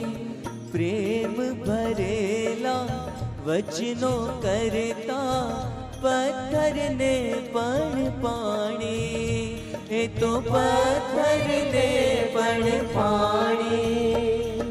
સહુનો છે ચાહનારો, એ સહુનો છે ચાહનારો, મહાવીરનો મહિમા ન્યારો, મહાવીરનો મહિમા ન્યારો, મહાવીરનો મહિમા ન્યારો, મહાવીરનો મહિમા ન્યારો. मौजे तूफान से हरदम खेलते हैं, वो दरिया से कभी डरते नहीं है. જે મોજાઓની સામે લડે છે અને કે દરિયાની બીક હોતી નથી. जो अपने जान की बाजी लगाते हैं उसे डूबने की दहशत नहीं होती है. પરમાત્માના સૌથી એક મોટી વસ્તુનો વિચાર કરવો છે અત્યારે, અને એ છે ભગવાનનું તપ. કેવા હતા ભગવાન, કેવી રીતે જતા હશે, કેવી રીતે ચાલતા હશે, કેવું એમનું તપ હશે. કે છે ભગવાન દીક્ષા લીધી અને હેમંત ઋતુમાં, ભયંકર ઠંડી હોય હેમંત ઋતુમાં, હેમંત ઋતુની ઠંડીમાં શરીર ન ઢાંકવાના સંકલ્પ સાથે હાથ લાંબા રાખીને ધ્યાન કરતા હતા. શિયાળામાં છાયામાં જરા પવન વધારે આવે, અને ઉનાળામાં તડકામાં ઊભા રહીને ધ્યાન કરતા હતા. ભગવાનની આ ખૂબી આપ વિચારો. એ બહુ ઓછું બોલતા અને દ્રષ્ટિને સ્થિર રાખીને અંતર્મુખ રહેતા હતા. તમે વિચાર કરો કેવા હશે ભગવાન કે દ્રષ્ટિને સ્થિર રાખી બસ અંતર્મુખ રહે. આગમસૂત્ર શું કહે છે? ભગવાન કેવા હતા? ચાલતા હોય ત્યારે માત્ર એક પુરુષની છાયા જેટલી જગા પર જ એમની દ્રષ્ટિ રહેતી. આડું અવળું જોતા નહોતા. આગમ ગ્રંથો ભગવાનના તપનું વર્ણન કરતા આપણને કહે છે કે ચાલવાના માર્ગ તરફ જઈને જ સાવધાનીથી ચાલતા હતા. અને ક્યાં રહ્યા પરમાત્મા? આ સાધના કાળમાં મેં આપણે કહ્યું ને, એક વિરલ સાધના છે. લોહારની કોઢમાં, ઉજ્જળ ઘરમાં, એમને માટેના નિવાસસ્થાનો ગઈકાલે આપણે 5 સંકલ્પો જોયા છે. શહેરના બહારના નિર્જન ઉદ્યાનોમાં, સ્મશાનોમાં આવી રીતે ભગવાન 12.5 વર્ષ સુધી પોતાના સાધના કાળ દરમિયાન રહ્યા. ભયંકર સંકટો આવતા હતા. કેવી સાધના છે જુઓ તમે. અધમ મનોવૃત્તિવાળા માણસો એમના પર ત્રાસ ગુજારતા હતા. ગામના રખેવાળો હાથમાં હથિયાર રાખીને એમને કનડતા હતા. વિષય વૃત્તિવાળા પુરુષો અને સ્ત્રીઓ એમને એકલા જાણીને પરેશાન કરતા હતા. અને ભગવાન જે કંઈ મળતું તે, જે કોઈ આવે તે, એ સૌનો સ્નેહથી સ્વીકાર કરીને આગળ વધતા હતા. રોગથી અસ્પૃશ્ય હોવા છતાં પેટ ઊણું રાખીને જમતા. આપણે ઉણોદરી વ્રત છે, હમણાં ન્યૂયોર્ક ટાઈમ્સમાં એક લેખ આવેલો કે 90 વર્ષથી વધારે જીવવું હોય તો શું કરવું, તો આપણા ઉણોદરી વ્રતની જ વાત લખેલી. ઊણું રાખીને જમતા. શરીરના આરામ માટે ચંપી ન લેતા. પૃથ્વી, આજે સેવ ધ અર્થની વાત કરીએ છીએ. પાણી, થોડા વખત પહેલાં મેં લખ્યું પાણી માટે યુદ્ધ થશે ત્યારે લોકોને મજાક લાગી, હવે વાસ્તવિકતા લાગે છે. પાણી વેચાશે એમ કહ્યું ત્યારે લોકોને એમ થતું કે વેચાશે પાણી. તેજ, વાયુ, પોલ્યુશન, વનસ્પતિ, કેટલો નાશ થયો છે આપણે સૌ જાણીએ છીએ. હિમાલય હવે આપણું રક્ષણ કરી શકે એમ નથી, કારણ કે એના પર 7% માત્ર જે વનસ્પતિ હતી રહી છે, બાકીની બધી જતી રહી છે. એ બધાને બચાવીને ભગવાન વિહાર કરતા હતા. કલ્પના કરો, જેનો માણસે સંહાર કર્યો એને ભગવાન એ વખતે આવા ભયાનક જંગલની અંદર પણ બચાવતા. ભગવાને પોતાને માટે તૈયાર કરેલું ભોજન કદી સેવ્યું નથી. આ એમનું તપ છે. ખાનપાનનું માપ બરાબર સમજતા અને બહુ જ ઓછો આહાર લેતા. ખૂબ ઓછો આહાર. ભગવાનને ખબર નહીં પછીના જમાનામાં જૈન ભોજન એક મેનુ કાર્ડની મહત્વની વસ્તુ બનશે. ગામમાં કે નગરમાં જઈને બીજાને માટે, પોતાને માટે તો આહાર લઈ શકે જ નહીં, બીજાને માટે જે આહાર કર્યો હોય તે સાવધાનીપૂર્વક શોધતા. રસ્તામાં જતા ત્યારે, કોચરી વોરવા જતા ત્યારે શું? ત્યારે એ કે જેને ત્યાં કોચરી વોરવા જાય ત્યાં બહાર કોઈ યાચક ઊભો હોય, પાછા ફરી જતા. એને બહાર કોઈ પ્રાણી ઊભું હોય, કોઈ કૂતરો ઊભો હોય, પ્રભુ પાછા ફરી જતા, ત્યાંથી ગોચરી લેતા નહીં. અને કોઈને પણ અપ્રીતિ ન થાય એવી રીતે ભગવાન ધીરે ધીરે ચાલ્યા જતા એક જગાએથી અને બીજી જગાએ જઈને અહિંસાપૂર્વક નહીં ભિક્ષાની શોધ કરતા. આ ભગવાન અને એનું આપણું આ શાસન, આજે આપણે સૌ કહીએ છીએ કે આપણે ભગવાન મહાવીરના શાસનમાં છીએ. એ શાસનનો જે મહિમા છે એ કેટલો અપાર છે અને એની પરાકાષ્ઠા તમને ક્યાં જોવા મળે? ગણધરવાદમાં. આપ જાણો છો કે એ ગણધરવાદ વિક્રમ સંવત પૂર્વ 5000 વર્ષ વૈશાખ સુદ 11. આ દિવસ કદાચ મારે એમ કહેવું જોઈએ કે કોઈ સીજે શાને આને કંઈક તમે કોઈ જ્ઞાનના દિવસ તરીકે, દર્શનના દિવસ તરીકે પણ ઉજવો. વૈશાખ સુદ 11. અને એ દિવસે સમગ્ર ભારત વર્ષમાં એક અદ્ભુત ઘટના બની, અને એક એવી ઘટના બની કે ભગવાનનો અહિંસા, સમતા, અનેકાંત પદ્ધતિ અને ન્યાયવાદથી પ્રભાવિત થયેલા કુલ 4411 આત્માઓએ પરમાત્મા પાસે દીક્ષા લીધી. ગણધરવાદ, આપણે એની ઉજવણી તો થતી હશે, થાય છે પણ ખરી, પણ ગણધરવાદનો મર્મ શું છે એની સેજ વાત આપણે કરી દઉં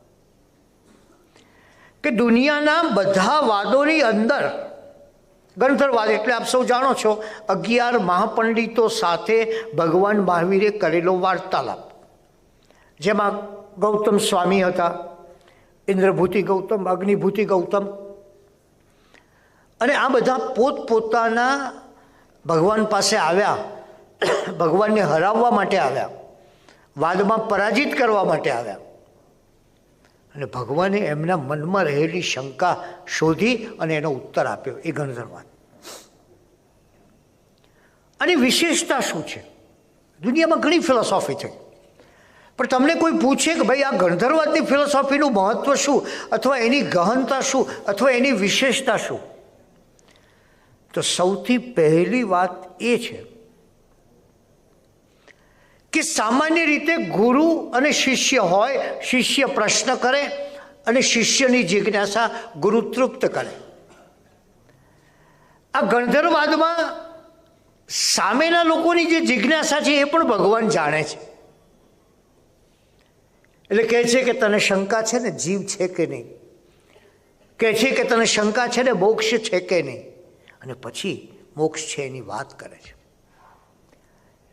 એટલે વિશ્વમાં પહેલીવાર એક એવું બન્યું કે જ્યાં સામી વ્યક્તિની શંકા પણ કહી અને શંકાનું નિરસન પણ કર્યું. સામાન્ય રીતે આપણે જાણો છો કે ભગવાન બુદ્ધ ને એમનો શિષ્ય ભિક્ષુ આનંદ પ્રશ્ન કરતો હોય, ભગવાન શ્રી કૃષ્ણ એમનો શિષ્ય અર્જુન પ્રશ્ન પૂછતો હોય, સોક્રેટિસ આ જગતનો મહાન ફિલોસોફર એમને એનો શિષ્ય પ્લેટો પ્રશ્ન કરતો હોય. આમ દુનિયામાં પ્રશ્નને ઉત્તર ચાલતા હતા. ભગવાને પ્રશ્નને ઉત્તરને એક કરી નાખ્યા, કારણ કે ભગવાન સર્વજ્ઞ છે. એને શંકા લઈને, પ્રશ્ન લઈને આવનારના પ્રશ્નની પણ જાણ છે. અને એમ નથી કહેતા કે મને ખબર પડી ગઈ તારો પ્રશ્ન આ છે ગૌતમ. ભગવાન કહે છે તારા મનમાં ઘણા વખતથી આ શંકા છે ને, એ શંકાનો ઉત્તર આ છે. અને એ રીતે તમે જુઓ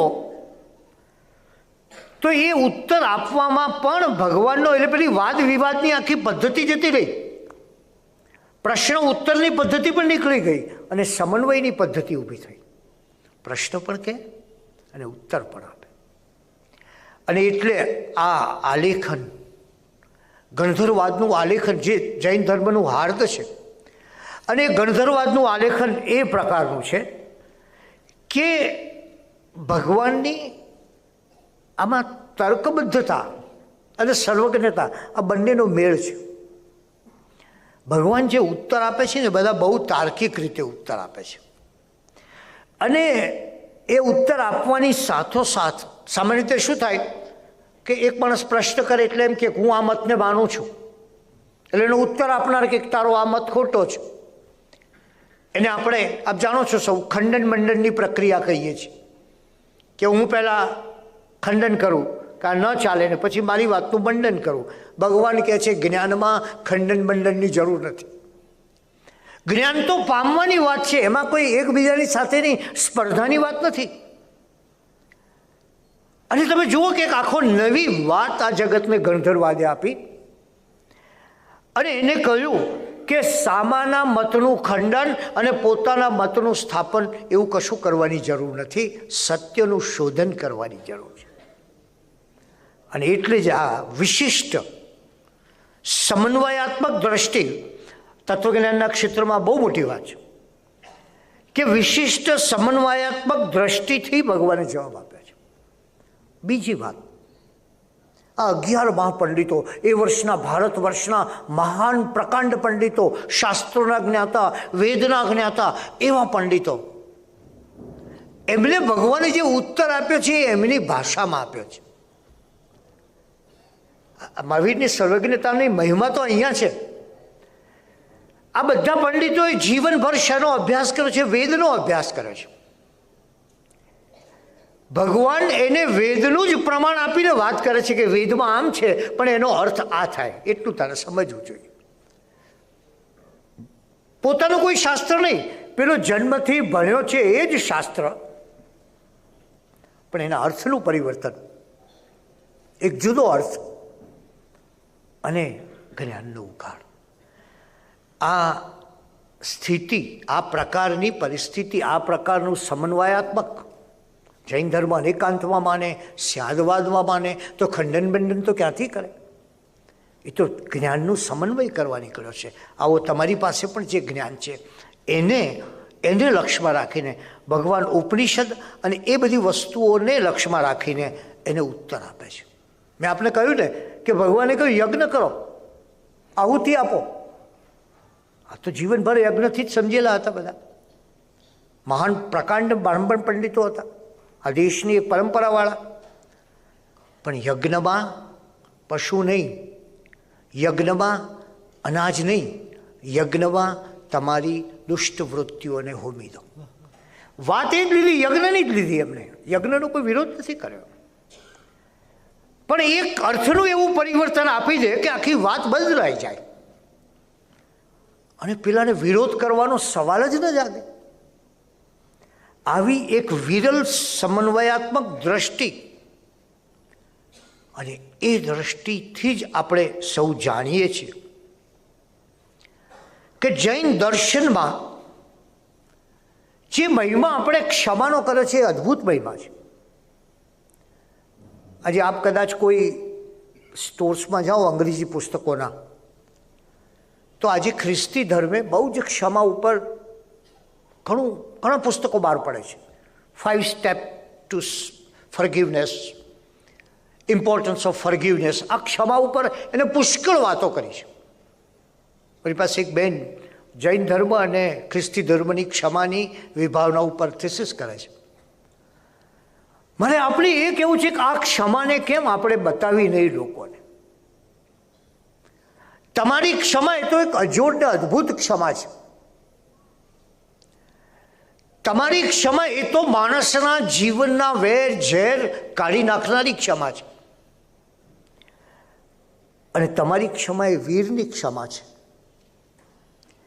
એ ક્ષમાનો એક જ ભાવ લઈને તમે ચાલો. મારે આપણે એ કહેવું, એક જ ભાવ, આખી દુનિયાનું પરિવર્તન થઈ જાય. અને આ દર્શને જે ક્ષમા આપી કે કોઈ પરમાત્મા પાસે જઈને ક્ષમા નથી માગતો, કારણ કે મેં જેને દુઃખ પહોંચાડ્યું છે એ તો આપ છો. અને હું ભગવાન પાસે જઈને એમ કહું કે આમની સાથે મેં દુર્વર્તાવ કર્યો, પ્રભુ મને ક્ષમા આપજે, ન ચાલે. આપણે ક્યાંથી ખ્યાલ આવવાનો છે? ક્ષમા મારા ગુરુ પાસે જઈને માગું કે ભાઈ સાથે દુર્વર્તાવ થયો છે, મને તો માફ કરજે, એ પણ ન ચાલે. મહાવીરે કહ્યું, જેની સાથે ખોટું થયું હોય, જેને મનમાં ક્લેશ આપ્યો હોય, જેને કટુ વચન કયા હોય, જેનું દિલ દુભ્યું હોય, જેને વિશે ખોટો વિચાર કર્યો હોય, એની પાસે જઈને તારે ક્ષમા માગવાની. સીધો માણસને અહંકાર ઉપરથી નીચે લાવી દે. એ માણસ નાનો પણ હોય ને એની ક્ષમા માગું, એ માણસ મારો પુત્ર હોય ને એની ક્ષમા માગું. અને માણસના અહંકારનો ચૂરે ચૂરા કરી નાખ્યા. અને ગ્રંથો કહે છે કે જ્યાં સુધી તે ભૂલ કરી છે અને એની ક્ષમા ન માગ, ત્યાં સુધી થૂક પણ ગળાની નીચે ન ઉતારતો. કેટલી મહાન વાત છે! આવી ક્ષમા જે ભગવાને આપી, અને એમાં કોઈ બાંધછોડ નહીં. આપ સૌ જાણો છો આનંદ શ્રાવક, ભગવાનના શ્રાવકો પણ કેવા છે. મારે આપણે કહેવું છે ભગવાને 4 શા માટે કર્યા? સાધુ સાધ્વી, શ્રાવક શ્રાવિકા. એના ધર્મમાં શ્રાવકનું પણ મહત્વ છે. શ્રાવકો કેવા જીવો છો, આવા છો, તેવા છો, શેતાનના કારખાના, આવું કોઈ દિવસ ના કહેશો તો ભગવાનને દુઃખ થશે. કેમ?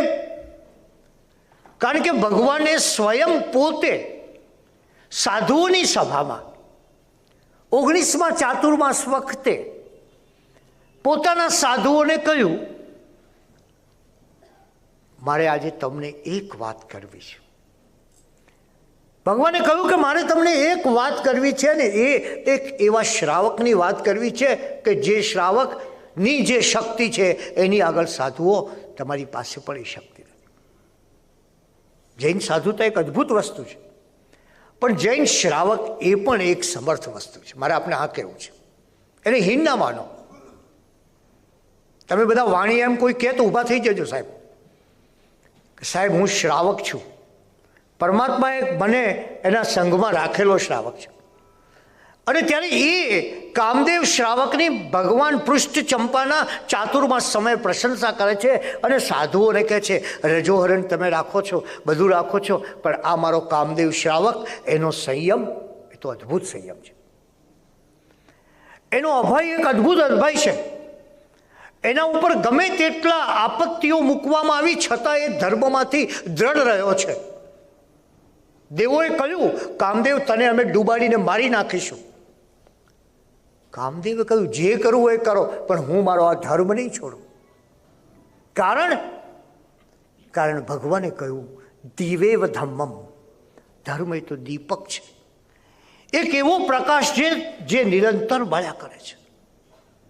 એને ના પાડી તો એવો એક આનંદ શ્રાવક મૃત્યુ પર્યંતનું અનશન ધારણ કરીને બેઠો છે. આપ સૌ એ 18 કોટી હિરણ્યનો સ્વામી એવો આ આનંદ શ્રાવક, 10,000 ગાયોવાળા 6 વ્રજનો માલિક એવો આ આનંદ શ્રાવક, આ એક જ સમાજ એમ કહે છે કે સમૃદ્ધિ છોડી ઉપરની સમૃદ્ધિ તરફ જાઓ, બહારની સમૃદ્ધિ છોડી ભીતરની સમૃદ્ધિ અપનાવો. અને ત્યારે એવો આનંદ શ્રાવક મૃત્યુ પર્યંતનું અનશન ધારણ કરીને બેઠો છે. ઘણા લોકો મને કહે છે કે સાહેબ આ જૈન દર્શન છે ને, જૈન ધર્મ એ તો આર્ટ ઓફ લિવિંગ છે. હું એમને કહું છું કે આર્ટ ઓફ લિવિંગ પણ છે અને આર્ટ ઓફ ડાઈંગ પણ છે. મરવું કઈ રીતે એ પણ આ ધર્મે તમને સમજાવ્યું છે. સંલેખના આપ સૌ જાણો છો કે સંલેખના એ માણસ તૈયાર થતો હોય મૃત્યુ માટે. આવો, ભગવાને કહ્યું કે જ્યારે તારી ઇન્દ્રિયો કામ કરતી ન હોય, જ્યારે તારા શરીરનો કોઈ બીજો મતલબ ન હોય, અને ત્યારે તું સંલેખના ધારણ કર. અને બહુ મહાવીર જેવા સાયકોલોજીસ્ટ તો કોઈ થયા જ નથી. તમે કોઈક વાર સંલેખના લીધી હોય અને નિષ્ફળ કેવી રીતે જાય એ વાંચો તો પણ થાય કે કેવા સાયકોલોજીસ્ટ હશે. એમને કહ્યું કે તમે સંલેખના લીધી છે અને તમારા મનમાં એમ આવે કે થોડુંક દિવસો લોકો ભલે વધારે દર્શન કરે તો સારું, તો એ સંલેખના નિષ્ફળ. અને તમે સંલેખના લીધી છે અને એમ થાય કે જલ્દી પૂરું થાય તો સારું, તો પણ સંલેખના નિષ્ફળ. ભગવાન બધું જાણતા હતા, કેવા બધા મહાત્માઓ હોય છે. તો એ આ અંશન ધારણ કરીને બેઠો છે ને ત્યારે આવો સમર્થ શ્રાવક, અને એ શ્રાવક આપણે આપ સૌ જાણો છો કે ગૌતમ સ્વામી એની પાસે આવે છે. આ શ્રાવકના ચહેરા ઉપર તેજ છે, મૃત્યુ વખતનું તેજ એ તમને અહીંયાથી મળે છે, કાલાવાલા નહીં. આપ જાણો છો બાળમરણની વાત છે. કાલાવાલા નહીં, આજીજી નહીં, જીજીવિશા નહીં, પણ आओ आओ, जब से हमने सुना है मौत का नाम जिंदगी है, सिर पर कफन लपेट कर कातिल को ढूंढते हैं. એ જે શક્તિ છે, એ જે તાકાત છે, એ જે ખુમારી છે, બેઠો છે બહુ મસ્તીથી અને ચહેરા ઉપર અદ્ભુત તેજ છે. એટલે પૂછે છે કે ભગવાન ગૌતમ સ્વામીને, ગૃહસ્થને અવધિ જ્ઞાન થઈ શકે ખરું? ગૌતમ સ્વામી કહે છે જરૂર, ત્રીજું મહાજ્ઞાન અવધિ જ્ઞાન થઈ શકે. આ આનંદના ચહેરા ઉપર એક તેજ વિલસે છે ને બેઠો બેઠો એમ કહે છે કે ઓહો ભગવાન, હું શું જોઉં છું. તમે જો ભગવાનનો શ્રાવક મૃત્યુની ઘડીએ શું જોતો હોય છે. માણસો શું મૃત્યુની ઘડીએ જોતા હોય છે આપ વિચારજો. પેલો કબાટ ક્યાં છે, છોકરાઓ બધું વ્યવસ્થિત છે કે નહીં, કોણ ક્યાં બેઠું છે, કોને શું આપવાનું, બધું ઘણું માયા ચાલતી હોય છે. આ ભગવાનનો શ્રાવક કહે છે કે પ્રભુ આ ઘડીએ, ગૌતમ સ્વામીને કહે છે, આનંદ શ્રાવક ચહેરા ઉપર અપાર તેજ છે અને કહે છે આહા મને એક દર્શન થાય છે. હું પૂર્વ પશ્ચિમ અને દક્ષિણમાં લવણ સમુદ્રમાં 50 યોજન સુધી જોઈ શકું છું. ઉપરના આકાશમાં સૌધર્મ્ય કલ્પ સુધી મને દેખાય છે અને નીચે પાતાળમાં લુલુચ્છુઓ નરકાવાસ સુધી મારી નજર પડે છે. કેવું દર્શન છે પ્રભુ. અને ત્યારે ગુરુ ગૌતમ કહે છે શ્રાવકને આવું ન હોય, તમે ભ્રાંત કથન કર્યું, તમારે પ્રાયશ્ચિત્ત કરવું પડશે. અને જો આ ભગવાનના શાસનનો શ્રાવક છે, એ કહે છે નહીં, મને મારા દર્શનમાં, મને મારા પ્રભુમાં શ્રદ્ધા છે અને મને પ્રભુએ આપેલા દર્શનમાં શ્રદ્ધા છે. ગૌતમ સ્વામી એટલે કોઈ મહાન પ્રચંડ વિભૂતિ.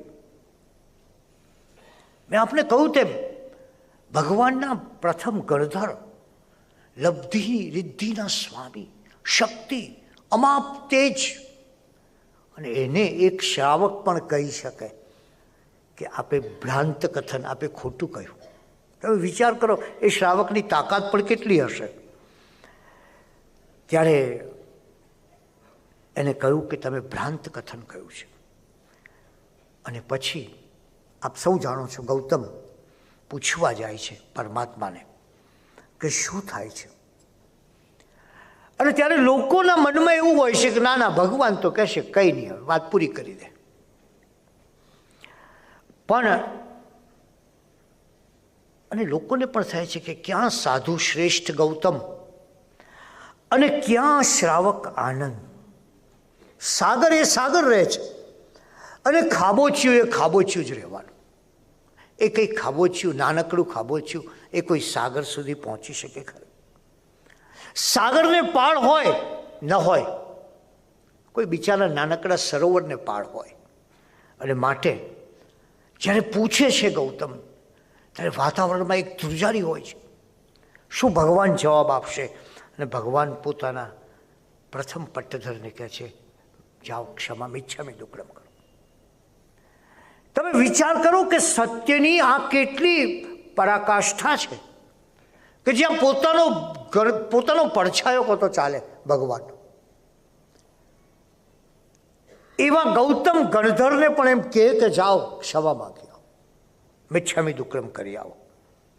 સત્યમ ખૂબ ભગવંતમ. મેં આપણે કહ્યું તેમ આ આપણા ધર્મનું જે વાક્ય છે અહીંયા છે. અને પછી આપ જાણો છો ગૌતમ ક્ષમા માગવા જાય છે. એ જોઈ દે આ સાધુ શ્રેષ્ઠ ગૌતમ ગણધર, અરે શ્રાવકની આંખોમાંથી આંસુની ધારા વહે છે. આ શ્રાવકની આંખોમાંથી આંસુની ધારા વહે છે. ક્યારે કોઈક વાર સમય મળે ત્યારે જિંદગીમાં એક જોજો કે જૈન દર્શનમાં કોને ક્યારે આંસુ આવ્યા છે.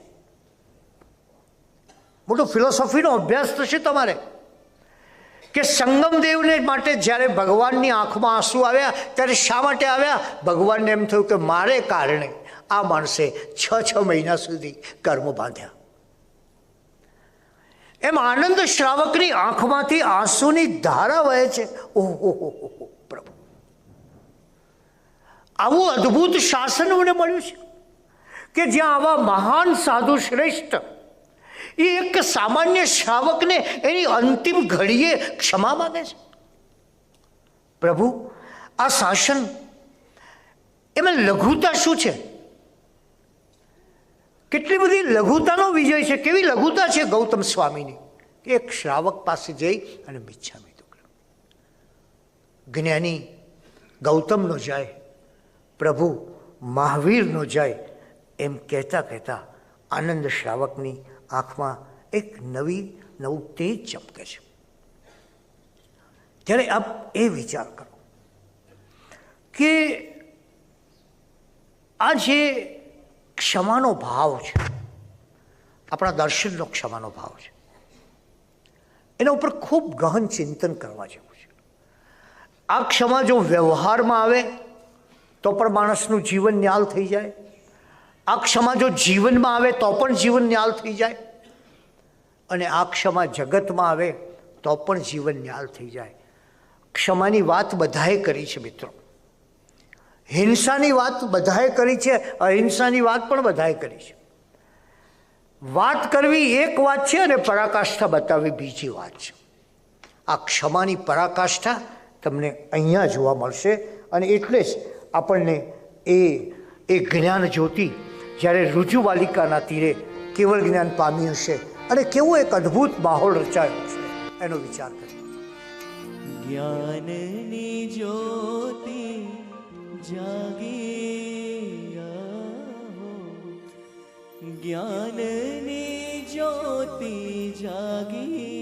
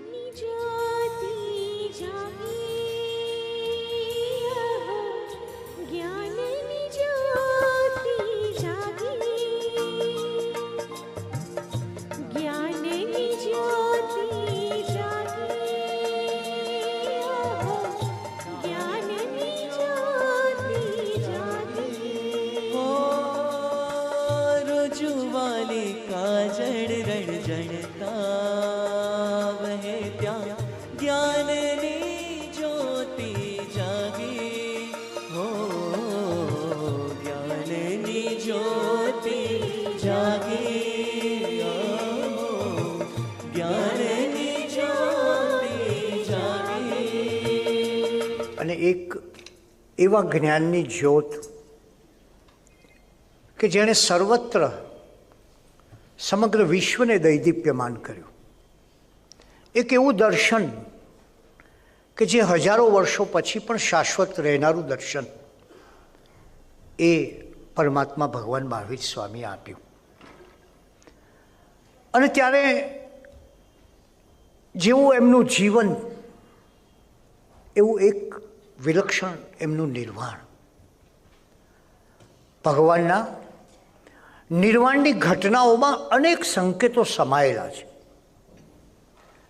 એક બહુ વિરલ ઘટના પરમાત્મા નિર્વાણ પૂર્વે હસ્તિપાળ રાજાની કચેરીમાં બિરાજમાન છે. અને આપણે જાણીએ છીએ કે મહાવીરને માટે કોઈ આશ્રમ નહોતો, કોઈ સુખદાયક જગાઓ નહોતી, રાજગૃહી નગરીના પોતાના પરિચિતોનો આવાસ નહોતો. કૌશાંબી કે વૈશાલીના લોકો, ધનાઢ્ય માણસો એ વારંવાર વિનંતી કરતા, પ્રભુ થોડોક વખત તો અમારે ત્યાં પધારો. અને હા, પરમાત્મા ભગવાન મહાવીર સ્વામી અભયની શોધ માટે, અભયની પ્રાપ્તિ માટે નીકળેલા. અને એ અભય જ્યારે માણસને પ્રાપ્ત થાય ત્યારે કેવો આનંદ હોય છે. ભગવાનનો સમગ્ર સાધનાકાળ જુઓ તો તમને ખ્યાલ આવશે કે જીવનમાં આટલા ઉપસર્ગો આવ્યા છતાં ભગવાન સહેજે વિચલિત થયા નથી. ક્યારેક આપણે આપણા જિંદગીને વિચાર કરવો જોઈએ કે ભગવાન તારો પંથ હું પામ્યો, પણ મને તો સહેજ તકલીફ પડતા મારો મગજનો જ્વાળામુખી તરત ફાટી નીકળે છે. ઘણા માણસો તમે જાણો છો, એક ભાઈ મને મળ્યા, મને કે કુમારપાળભાઈ તમને એક વાત કહું. મેં તો કહો, પણ સારી કહેજો. પણ સારી તો ક્યાંથી લાવે? એટલે મેં તો કહો શું છે? મને કે સાહેબ આપણો ગુસ્સો ફાટી નીકળે ને ત્યારે ઘરમાં કોઈની તાકાત નથી આપણી સામે બોલે એમ કે આમ ખબરદાર કરી દઈએ. એટલે મેં તમે આ તમારી હોશિયારી બતાવો છો કે નિર્બળતા બતાવો છો? પહેલાં જરા સ્પષ્ટતા મને આપો. માણસની મજા આ છે કે એની નિર્બળતાને એ હોશિયારી તરીકે ઠેરવતો હોય છે. હોય નિર્બળ એને, હોય નિર્બળતા એની. એક ભાઈએ મને કહ્યું કે સાહેબ આપણે 5 સિગરેટથી વધારે નથી પીતા, ગમે તે થાય. પણ મેં કીધું આ 5 એ જ ખરાબ છે, એનો પહેલાં વિચાર કર. તો એ જે માણસને એના તત્વથી, માણસના હૃદય સુધી ભગવાને જોયું. અને એટલે જ હું કહું છું કે આપ આપણું અંતર ખોલશો ને. મેં આપને કહ્યું ને કે આ ભગવાનની કથા એ કોઈ લોકકથા નથી, આત્મકથા છે. આપણા આત્મા પરની લિપિ છે. તમારા આત્માની લિપિ વાંચશો અને તમારા હૃદયને ખોલશો એટલે ખબર પડશે આ જ અહિંસા, આ જ ક્ષમા, આ જ સત્ય, આ જ મૈત્રી, આ જ કરુણા, આ બધા જ ભાવો તમારા હૃદયમાં નિહિત છે. પરમાત્માએ આ બધો જ વારસો તમને આપેલો છે. માત્ર એ વારસાનું આપણે જરા પુનઃસ્મરણ કરીએ છીએ, કારણ કે આપણી પરિસ્થિતિ, આપણું જીવન કંઈક એવી રીતે ઘેરાઈ ગયા છીએ આપણે કે એમાંથી બહાર નીકળી અને એ વારસાને પામીએ તો શું પામીએ? શું આપશે પ્રભુ મહાવીર મને? પ્રભુ મહાવીર મને એક એવી મસ્તી આપશે જે જિંદગીમાં ક્યાંય ક્ષતિ નહીં પામે. પ્રભુ મહાવીર મને એવો પરમ આનંદ આપશે અને એનાથી વધારે અપાર પ્રસન્નતા આપશે. જગત જોવાની એક જુદી દ્રષ્ટિ આપશે. અને એ તમે જીવશો, જ્યાં સુધી આપણું જીવન હોય ત્યાં સુધી એ જીવનને હરુભર્યું કરશે અને સાથોસાથ મૃત્યુ પામવાની જડીબુટ્ટી આપશે. દુનિયામાં કોઈ જગાએ, કોઈ ફિલોસોફીમાં મૃત્યુ કઈ રીતે પામવું એની ચર્ચા નથી. કયું છે સ્મરણ કરો ઈશ્વરનું મૃત્યુ વખતે, ઘણું ઘણું કહ્યું છે. પણ મૃત્યુ કઈ રીતે પામવું એની વિધિ, અને મેં તમને કહ્યું ને ભગવાન બહુ મોટા સાયકોલોજિસ્ટ હોવા છે. ભગવાન શું કહે છે કે તે નક્કી કર્યું કે હવે સંથારો લેવો છે, એટલે પહેલાં કોની માફી માગવી? પહેલાં જે સૌથી ઘરમાં નજીક છે ને એની માફી માગવી, કારણ કે નજીકવાળાને વધારે કનડે હોય. એટલે તમે જુઓ કેટલી ભગવાનનું દર્શન કેવું છે, કેટલું માર્મિક છે. એમને જોયું છે, આ જગત બહુ સરસ જોયું છે કે પહેલાં જે નજીક છે એની માફી માગવી, પછી પરિચિતો છે, પછી ઓળખીતા છે, પછી સ્વજનો છે, અને એમ કરીને ધીરે ધીરે આત્માને સ્થિર કરવો, સમાધિમાં રહેવું. અન્ન ત્યાગ, જલ ત્યાગ અને સમાધિ, એક આખી વાત એમને એમના પોતાના નિર્વાણથી આપણી સામે મૂકી દીધી છે. અને ત્યારે હસ્તિપાલ રાજાની કચેરીમાં 3 મહિના વીતી ગયા છે પરમાત્માને. અને એ પહેલાં 48 કલાક સુધી ભગવાનની દેશના વહી છે. ઉત્તરાધ્યાન સૂત્ર માય દેશના ગ્રથિત છે. ભગવાને આખા મોક્ષ માર્ગનું નિરૂપણ કરી આપ્યું છે આપણને, અને બતાવ્યું છે કે જીવનનું પરમ લક્ષ્ય, જીવનનું ચરમ લક્ષ્ય આ છે.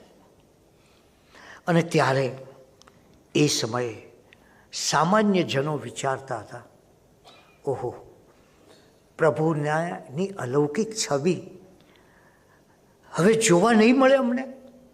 ભગવાન પાસેથી સંકેત પામ્યા હતા કે પ્રભુ હવે નિર્વાણ પામવાના છે.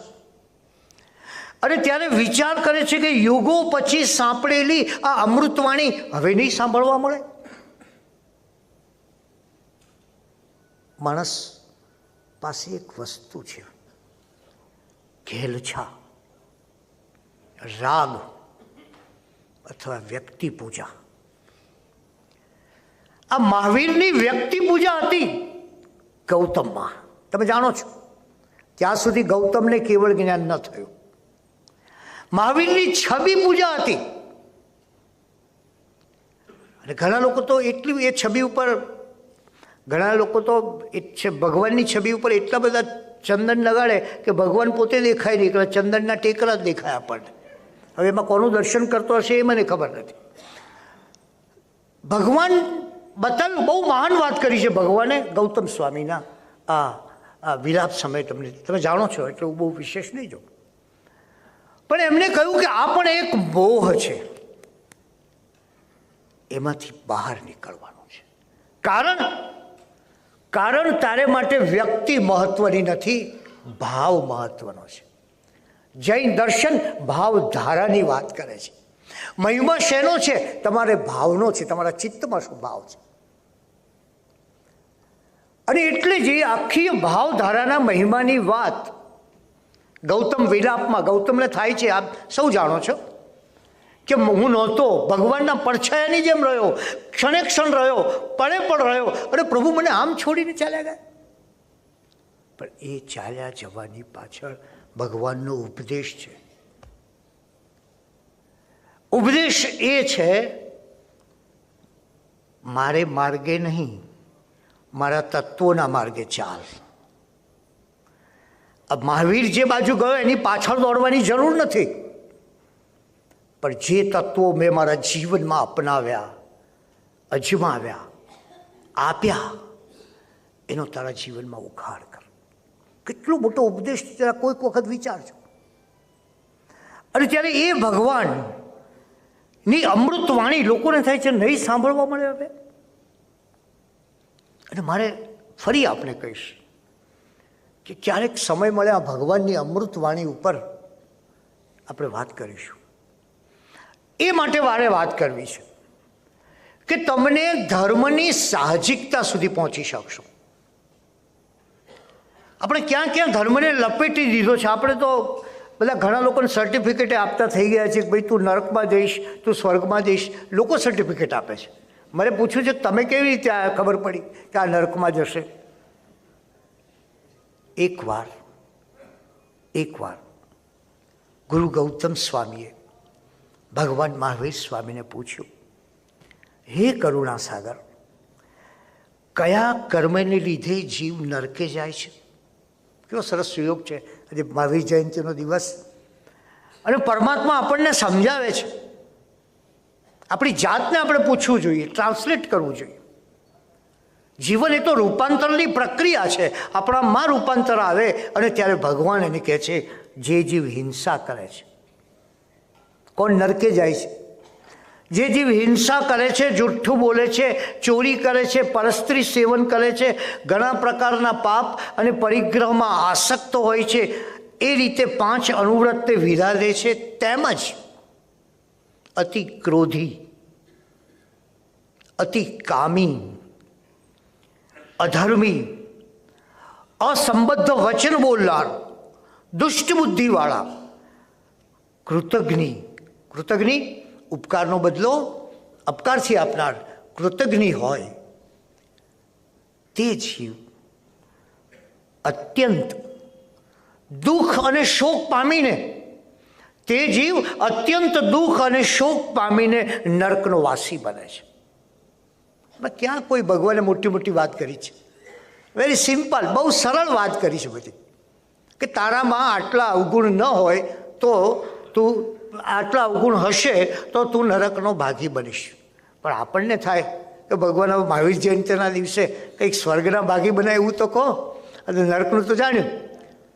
ગૌતમ સ્વામી પૂછે છે, હે કરુણા સાગર, આ જ જીવ, એનું પરિવર્તન થાય તો આ જ જીવ સ્વર્ગલોકમાં કયા કારણથી જાય?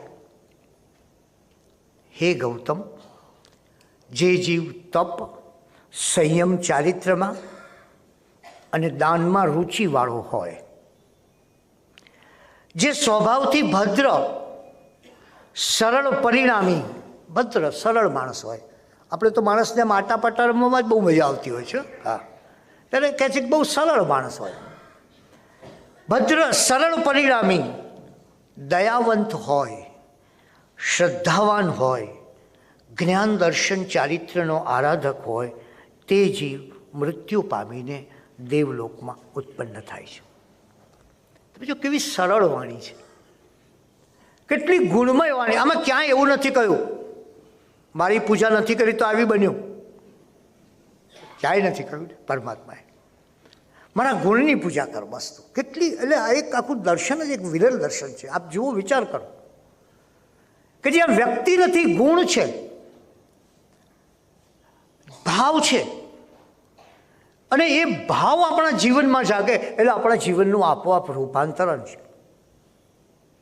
અને ત્યારે એ ભગવાનની જે વાણી, લોકોને એમ થાય છે ઓહો હવે આ પ્રભુ જાય છે અને આ વાણી પણ નહીં સાંભળવા મળે.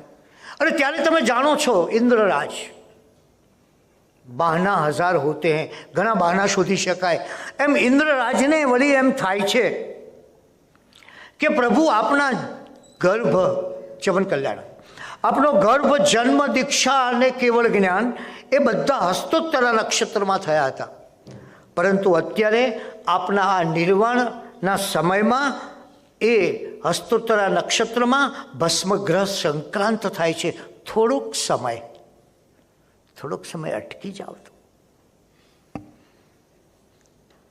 અને ઇન્દ્રને એમ હતું કે અણી ચૂક્યો 100 વર્ષ જીવે, એટલે ભગવાન જો જરા અટકી ગયા તો આપણું કામ આગળ ચાલશે.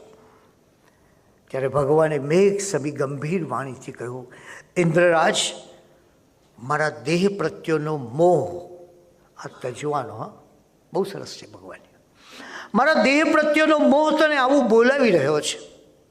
મારી નિકટ રહ્યા છતાં તમે એ ભૂલી ગયા છો કે આયુષ્ય કદી વધારી શકાતું નથી, એવું કદી થયું નથી અને થશે પણ નહીં. અને ભગવાન પર્યંકાસનમાં સ્થિર બનીને આપણે જાણીએ છીએ કે નિર્વાણ પામે છે. દિવાળીની એ રાત્રિ, પરમાત્માનું નિર્વાણ, દીપાવલીઓ ઝગમગી ગઈ. એ નિર્વાણ પણ કેવું, જેવો મહાન જન્મ એવું એક અપૂર્વ અને અદ્ભુત એ નિર્વાણ. આવા ભગવાન મહાવીર શું કહ્યું આપણે માટે? એમને કહ્યું કે શ્રમણો પાસક 4 પ્રકારના હોય છે. એક દર્પણ જેવા, દર્પણ એટલે શુદ્ધ હૃદયવાળા, જેવા હોય તેવા દેખાય, શુદ્ધ સ્વચ્છ હૃદયવાળા. બીજા ધ્વજા જેવા. આ બહુ મજાની વાત છે, ભગવાન મેં તમને કહ્યું એમ બધું જાણતા હતા. ધ્વજા એટલે ચંચળ. કેટલાક શ્રમણો પાસે કેવા કે એમને ખબર પડે કે અહીંયા કરતાં ત્યાં જલ્દી મોક્ષની ટિકિટ મળે એમ છે તો ત્યાં લાગી જાય. એમને ખબર પડે કે અહીંયા કરતાં ત્યાં સારું છે તો ત્યાં દોડી જાય. જેને નાથ તરીકે મહાવીર મળે છે એને બીજા કોની જરૂર હોય? સહેજ વિચાર કરજો. આવા મહાવીર. અને એટલે કેવા ચંચળ. પેલી એ ચંચળ માણસની વાત છે ને કે એને બાધા લીધેલી કે લાડુ ન જ ખાવો. પછી લાડુ જોયા પછી એમ થયું કે ચાલો જરા બાધાને ટ્રાન્સફર કરું, દાળ ઉપર મૂકી. દાળ ઉપરથી છેલ્લે ફરતા ફરતા ચટણી ઉપર આવી. ચટણી પણ એક દિવસ સરસ બનેલી, એટલે થયું કે હવે નક્કી કારેલાના શાક ઉપર મૂકી દો. આ ધજા જેવો ચંચળ હાલ્યા કરે માણસ. ત્રીજો કેવો? સ્થાણું જેવો, દુરાગ્રહી. તમે જો કેટલાક માણસો તમારી સાથે ધર્મની વાત નથી કરવા આવતા પણ બોક્સિંગ કરવા આવે. તમને બોક્સિંગ કરે. તમે સાહેબ, હું જે કહું છું એ જ બરાબર છે, મારી જ વાત સાચી, તમારી વાત ખોટી છે. દુરાગ્રહી. ભગવાન કહે છે આ પણ ન ચાલે. અને તીક્ષ્ણ કાંટા જેવા, અને કેટલાક કટુભાષી. આ 4 પ્રકારના માણસો હોય છે. કેટલાકની વાણી જ કડવી હોય. તમને શું ખબર પડે? તમને શું આવડે? ઘણી વાર ક્યારેક હું કોઈક વ્યાખ્યાનમાં જોઉં મને એમ થાય કે આપણે ધમકાવવા માટે જ ગયા આ બેઠા લઈ છે, ધમકાયા જ કરે. પણ મેં કીધું સાહેબ હવે થોડુંક તો ઓછું કરો, આટલું બધું થોડીક તો કરુણા રાખો અમારા ઉપર, આ બધા શ્રાવકો ઉપર. પણ મેં તમને કહ્યું તેમ કે એ શ્રાવક જે સ્વચ્છ હૃદયવાળો હોય છે એ પરમાત્મા કહે છે મારો શ્રાવક છે. અને ઉત્તરાધ્યાન સૂત્રની એ ગાથા, એ ઉત્તરાધ્યાન સૂત્રની ગાથામાં ભગવાન કહે છે કે તમારે મોક્ષ મેળવવો છે તો કઈ રીતે મેળવવો. તમે જો લોકો ઘણી મોક્ષની વાતો કરે છે, આપણે ત્યાં ખૂબ વાતો થાય છે મોક્ષની. મને એમ કહેવું છે કે બહુ સરળ વાત છે. ભગવાનનું આખું દર્શન બહુ સરળ છે. ભગવાનને પૂછ્યું કે ભગવાન મોક્ષ કઈ રીતે મળે, મોક્ષ પ્રાપ્તિનો માર્ગ કયો? અને ભગવાન શું ઉત્તર આપે છે? ઉત્તરાધ્યાન સૂત્ર મેં આપને કહ્યું તેમ ભગવાનની અંતિમ દેશના. ભગવાન કહે છે ગુરુ અને વૃદ્ધોની સેવા કરવી. કેટલી સરળ વાત છે મોક્ષ પ્રાપ્તિ કરવા માટે. અજ્ઞાની જીવોના સંગથી દૂર રહેવું, સ્વાધ્યાય કરવો, સૂત્રાર્થનું સારી રીતે સિંચન કરવું ઉત્તરાધ્યાન સૂત્રના 32મા અધ્યાયની 3જી ગાથા છે. સૂત્ર વાંચવાથી અર્થ નથી કહી શકવાનો, એની ભીતરમાં જઈએ તો જ આપણને પ્રાપ્તિ થાય છે. એનું ચિંતન કરવું, સૂત્રાર્થનું જીવનમાં સારા સૂત્રો, ધર્મના સૂત્રોનો ઊંડો અભ્યાસ કરવો. એકાંતમાં રહેવું બહુ અઘરું છે આ માણસના માટે. કંઈ ન હોય તો ખાલી ફોન લગાડે, કેમ લાગે છે આઈપીએલમાં શું થશે, પણ જે થવાનું હોય થાય, આપણને શાંતિથી વાંચવા દે ને ભાઈ. એમાં પણ હમણાં એક ભાઈને કંઈક બધા અહીંયા ઓલા લાજી ગયેલા. બધું કેમ? મને કે કુમારભાઈ આ મોબાઈલ વારે વારે આવે ને, એક વાર ઇસ્ત્રી કરતા મોબાઈલ આવે તો મોબાઈલ આપણે ઇસ્ત્રી લગાડી દીધી. માણસ ક્યાં જશે? માણસે સૌથી મોટી વાત ગુમાવી હોય તો એનું એકાંત ગુમાવ્યું છે. એકાંતની અંદર બેસીએ તો જ ચિંતન થાય, તો જ મનન થાય, અને તો જ ઈશ્વર સાથેનું અનુસંધાન થાય.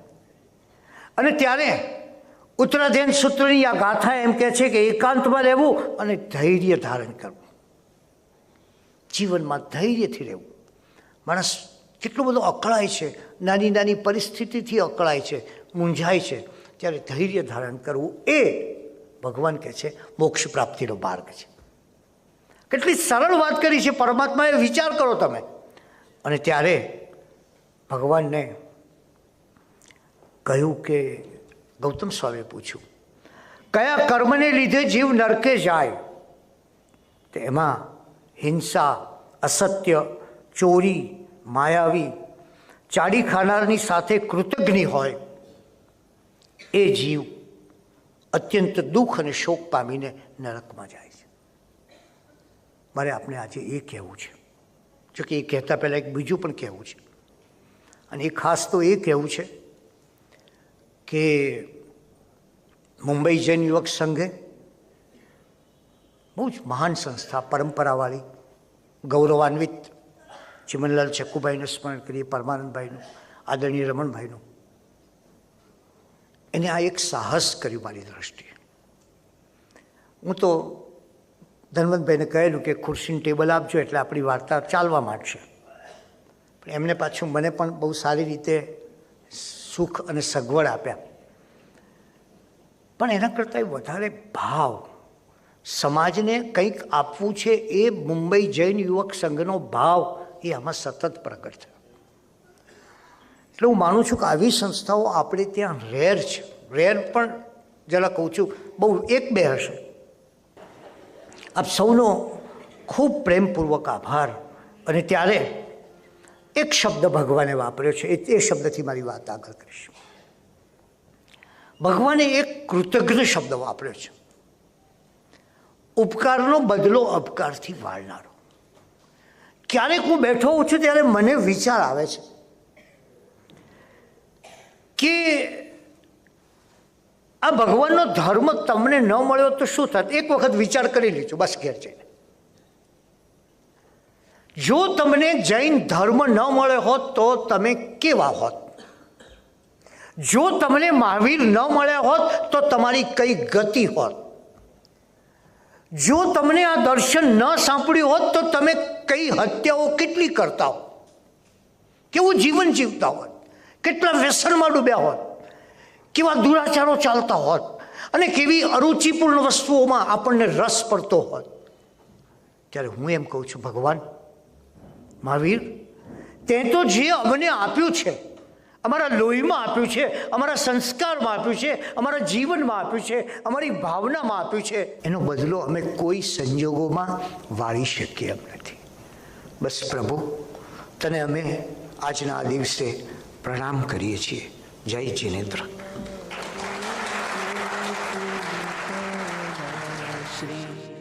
वर्धमान जिन राया रे, सुनता श्रवणे अमी जरे मारी निर्मल थाए काया रे, प्रभु वीर जिने सर पायो, प्रभु वीर जिने